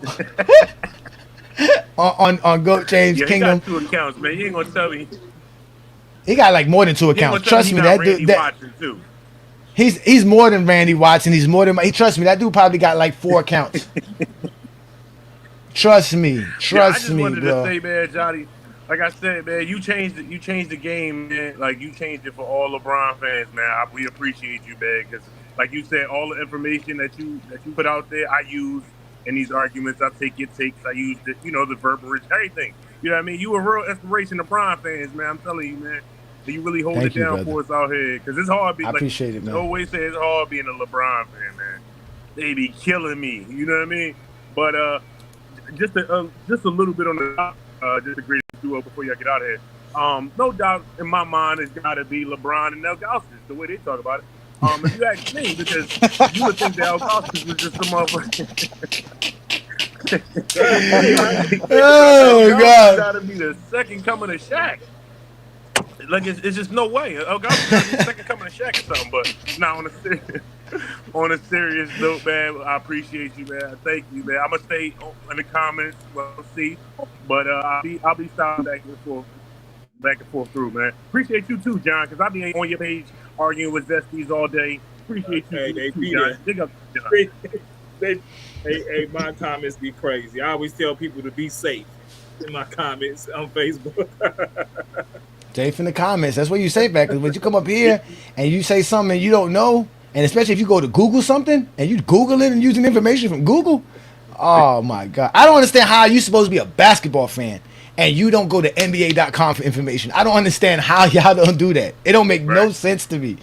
It just don't, man. But again, shout out to you, Ronald, man. Information off third-party sites. It's crazy. Yeah, man. Shout out to you, Ronald. You are one of the reasons why they hate GOAT James Kingdom, because even though they try to avoid us, they can't avoid the information we provide, because there's enough people who watch us and listen to us, and they use that same information at other platforms and go up there and start cooking them. And then again, when people hear us that are like you, like they tell us we're refreshing, and it's great to have a platform like GOAT James Kingdom. But again, we're gonna be here every Sunday noon Eastern time. If you want exclusive one-on-ones with me, Friday Night Exposure is the time to do it. We're going back to doing the Sports Radar show. As you can see, yesterday, Juan Boy and Brandon did a show. So if you guys are available to support us there as well. We're doing all big things, and we're going to continue to just grow our content. Tonight's the big night. Talking about that, there's only like 31 votes in right now. If you go to the GOAT James Kingdom community, you'll see a poll for the game that we're going to watch tonight. So far, it's the Boston Celtic game that has most of the votes. And that's a 1992 Bulls versus the Boston Celtics. No, that's 92. Jordan has scored the 60. I don't know what Jordan's stats was in this game, but either way, that's the game we are going to watch tonight. I mean, depending. We still got till 8 o'clock to decide what game we're gonna watch. So go to our thing, hit that thing. Go to our channel, go to the post community, see the poll, make your decision, become a GOAT James Kingdom member, and look out for the link for tonight. It'll be available at 7 p.m. and obviously available again at 8 p.m. But we'll open up the lobby at 8 p.m. so we can watch the game tonight. So y'all make sure to be tuned in for that for sure, bro. For sure. I just voted. I was here last when you just did it. When you just watched the other game, I was here for that. You was there for that? Okay. Yeah. We're gonna do it again. We're gonna record it. Yeah, it's gonna be in a private lobby. But we're gonna record it, and then once it's done recording, and it goes through the checks and balances with YouTube, it'll be available tomorrow. Again, yes, this is all on YouTube, ladies and gentlemen. Our main platform is YouTube. Okay, Brandon and I believe in YouTube. We really don't believe in Instagram, Facebook, and TikTok. Those places don't really are not the avenues for what we do. We're not video makers and just posters. We actually have the point of GOAT James Kingdom is the live show right here on Sunday afternoons. So YouTube is where everything is at. So if you go on our YouTube channel and you hit subscribe and you click through all the little tabs, you'll see a tab for the post communities, and you'll see all our posts, which are basically just pictures and polls. Hit the poll. You'll see the join tab as well. Hit the join tab. That's the join the GOAT James Kingdom membership. Become a member of the channel. You'll get access to exclusive things like being a part of the GOAT James Kingdom private lobby. We have that here as GOAT James Kingdom. We get together and we talk the game of hoops. It's a private watch lobby where it's just us. All right, and we watch the games. And once that's done, like I said, it'll be posted live just like we did the game that we just did last time. The first game we did, I messed up and didn't record the first game. I forgot to press record, so that's what's missing. If you didn't get a chance to see that one, I apologize. But again, if you don't want to miss out, become a GOAT James Kingdom member. So let's get you guys' last words in here before we get up out of here. Yeah, we gotta see that. We gotta see them breaking mid range. So John, you got any last words before we get up out of here, brother? Hey, I just love training camp started, and I can't wait till the season to start, man. And hey, I'm keeping up. I can't wait till the season start. I know Johnny gonna do his playback, so I just can't wait for the season start. So let's go. Let's get ready for this next basketball season. Facts. New world. Any last words, brother? Let's go Bulls. Salute to you, brothers. Yeah, salute to you, brothers on the panel. I can't wait for the season to start. This was a great show as always. We got another nigga getting exposed. But yeah, Johnny, you said that. What time is the game? What time are you gonna have that recording for West time? For the West Coast, I believe for you it's 5 p.m. You're 3 hours difference, right, from the East Coast? Yeah. The lobby will open up at 5 p.m. your time. The link will be available 4 p.m. your time. Okay. I just want to make sure because I missed like the first hour for y'all last time because I didn't know if it was 7 p.m. my time, but it kind of makes more sense. Why the fuck would you be doing that at like 10 o'clock your time anyway? So yes, that's kind of late. But what I did last time, and which I'm gonna do a better time this time. I put the link too late because I do know sometimes you guys don't get the notification. So putting the link up a half an hour before the live starts or before the stream or before we go to watching it, it's a little bit too less time for y'all. So I'm gonna get I've been promoting it all week, so I've been telling y'all this all week. I don't want to hear no excuses, but I'm gonna put the link an hour before so that you'll see it. It'll be available, and then at 8 p.m. I'll put the link again in the community. That way, there's no excuses. It'll be there twice, and then you guys can go right on ahead and join if you're available. And again, even if you don't get a chance to watch it with us in person, it'll be available. It'll be in the GOAT James Kingdom members community first, and then eventually we'll post it out to the public like we did the last game. So, and then we're gonna keep doing this. We got a bunch of games to watch, so we're gonna have fun and watch this. So again, appreciate you guys and support. Let's let King Shy get his last word. And King Shy, I want to tell you this. Thank you for your well behaved today. You did a great job. I see that you like coming up here. Again, you know how we do it, but you know. When you see an open panel, you're allowed to speak as well. So, but you know we always let you get your take in. So get your last take in, brother, before we get up out of here. Thank you for your well behaved today. I really appreciate it. Thank you. I'm a membership too. Yeah, but yeah, man. Thank you, man. Appreciate it. Thank you. Go ahead. Give us your last take on what it is, the top 10 NBA or whatever you want to say, whatever you want to talk about, brother. Before we get up out of here. Yeah, as always, you know how we do it, but I like this list. You know, I may not have to agree with it 100%, but I like the thought process behind it. I like the consistency. Once again, I'm looking forward to today's football games. You know what I mean? Ravens are losing as always. You know, it's a travesty that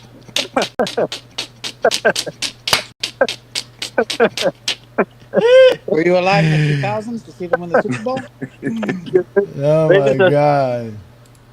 what's They're Hell the that? no. worst. They're the worst. Yeah, let's let y'all get back to football. David, you got any last takes before we get up out of here?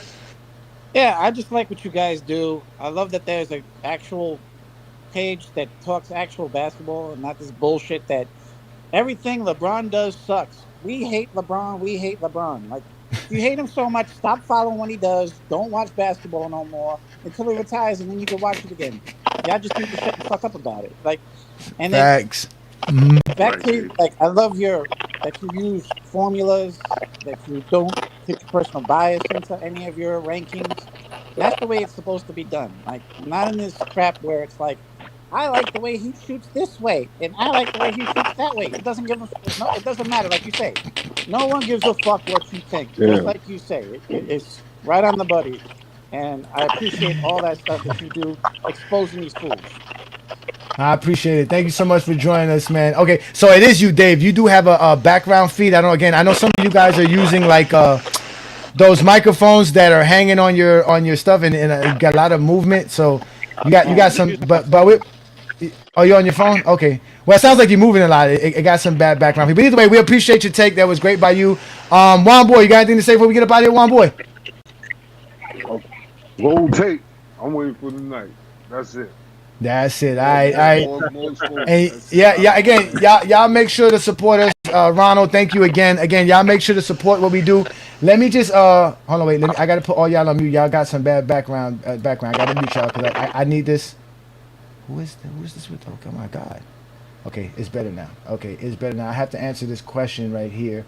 Where is the comment? Oh God, I just saw the comment. I need to start starring comments when I need to see it again. Here it is. Where is it? Oh my God. Well, somebody was asking us about. Okay, there it is. About the 90. Okay, it's not the 90. It's the 1992 game. So, just to give y'all a little idea of the games that we're gonna watch here, I'll show it to you so that you can see it. Give me a second here to pull it up on my share feed here. All right. So the games we're gonna watch. Obviously, we already watched this New York Knicks game here in 1991. We watched this Houston Rockets game. Those are the two games we watched. But we still got this Warriors game, which is the 1992 season. We got the Jazz from 1990. We got another Knicks game from that same 1991 season. We have also a Detroit Pistons Christmas game in 1990 versus Chicago. But the game that's getting voted on right now is this 1992 Chicago Bulls Boston game. We also got this 92 Warriors game. We also got this 1990 Nuggets game, and the one that I really want to watch is this 1989-90 game with the Timberwolves, because it's the actually home opening game for the Minnesota Timberwolves. They had a whole presentation, and I wanted to actually watch that and see how they brought in those teams. So again, these are the games we got. If you got other games that you want us to watch between 1990 and 1992, send it to us. But they got to be the full, complete games. Did I show it to you guys? Hold on, wait. I thought I showed it to you guys. No? I think I just ended it. Yeah, I just ended it. So I know you Jordan fans got some more games in the archives, man. Send them to Johnny. He said, look, he says, look, here goes a zesty Jeffrey who has Jordan as a GOAT telling you, why would I be watching that for? Because you want to believe the lies you've been told your whole life instead of go find the truth. Again, you can deny the truth all you want to, sir. I understand I live in a society of people who don't like reality. That's why the social media is big, because in social media, you can live in your social media world instead of living in the real world. Because in social media, you're probably cool. Everybody on your social media feed tells you how great you are as an individual. That's not real life. In real life, you probably get yelled at by your wife. You probably get yelled at by your children, your boss. Life is probably real miserable in real life. But when you get on social media, it's probably one of the greatest experiences for you motherfuckers. But that's not what we do here. We're going to go watch it. You didn't witness it. You're a liar. That's what I'm saying. You guys didn't watch it. That's what I'm saying. You didn't watch it. That's why they're upset that we're going to go watch it again tonight. But either way, thank you guys for joining us here. We had a great show talking about the top 10 greatest duos of all time. In case you missed it, again, the top 10 greatest duos are these players right here, predicated off their accolades and achievements. And that's Bill Russell and Sam Jones. You got Karl Malone and John Stockton, Jordan and Pippen, Magic Kareem, Curry and Green, Bird and McHale, Duncan and Parker, Shaq and Kobe, Wilt and West, James, and Wade. Honorable mentions would be Isaiah Thomas and Joe Dumars, and obviously Dr. J and Moses Malone. With that being said, ladies and gentlemen, you guys know who we are. We are the GOAT James Kingdom platform. This is the GOAT James Kingdom show with B. Lee and A. Johnny. We do this every Sunday noon Eastern time, where we talk the game of basketball. If you guys love what we do, hit that like button, hit that subscribe button. Don't be afraid to become a member of the channel, because becoming a member of the channel allows you to have special access to different things depending on your tier that you are in the GOAT James Kingdom membership. So definitely check out the different tiers and the different perks that go alongside of it. But again, to be a part of tonight's program, you just have to be the Knights of GJK. That's for $4.99 a month to support what we do and have access to watch the games in the private lobby. That's where GOAT James Kingdom members get together in a private watch lobby, and we watch basketball games, and it's going to be recorded so that we can prove to Zesty Jeffries whether or not Michael Jordan was an elite mid-range shooter during the 1990 and 92 seasons. That's what we do here. Again, if you don't like what we do in GOAT James Kingdom and you'd rather have a more objective take, which is more like a Zesty Jeffrey take, go with my boy Alan Powell's show. They talk all kind of sports. That's every Wednesday night right here on the GOAT James Kingdom platform, 9 p.m. Eastern, 8 p.m. Central for those that live in the central part of the country. Obviously, we also have my boy SB Talk Sports and Sean, who do the real takes over fake debates. That's every Monday night at 7 p.m. Eastern, 6 p.m. Central. Those guys do a great job talking the game of basketball. Obviously, you guys know Lamont and GOAT James Kingdom are going to be doing TikTok Takeover Lives every Saturday, 8 p.m. Eastern on TikTok. Follow both GOAT James Kingdom and FYF Sports Debate on TikTok if you want to be a part of those lives. And again, those are all great lives we've been doing there. And as we told you guys, man, we are the GOAT James Kingdom platform. We're not going to go nowhere. So please subscribe and follow us on all platforms like Instagram, Facebook, Twitter, Discord, TikTok. We are all over the place. And with that, ladies and gentlemen, we're going to leave you with the words of wisdom from the greatest player to ever play the game, and why having somebody besides you is always a great aspect in your life. The man above never gives us more than we can handle as individuals. No matter if you're a female or you're a male, no matter who you are in life, everyone has a purpose. You just have to find that purpose and then tap into that purpose. You're going to need somebody. None of us can do it by ourselves. And this is a true testament of the last 30 days that we've seen someone not be able to do it by himself. Lock in, believe in what you believe in. Nobody else matters. You have to hold yourself accountable. You have to hold yourself to your truth. You have to hold yourself to your beliefs. And always believe in the power of the man above. Because nobody in the history of life been able to do it by themselves. Nobody. Don't worry about the haters. They ain't shit. Don't worry about the naysayers, because they ain't shit. Whenever you feeling a way about yourself, you look in the mirror and you say, you are the only thing that matters.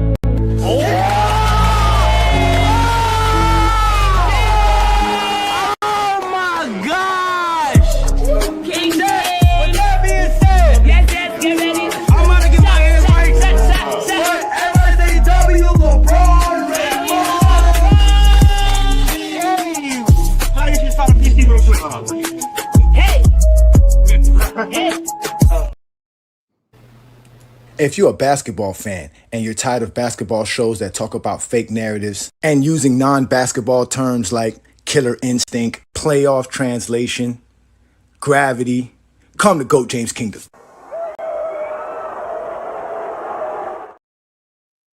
That's why LeBron's trash. Trash. LeBron Ramon James Sr., born December 30th, 1984 at approximately 4:04 p.m. Eastern Standard Time, the greatest human being blessed among us mere mortals? 4 rings, 4 MVPs, the league scoring record, and he got more records than MJ and Kobe combined. Loving husband and devoted father of 3.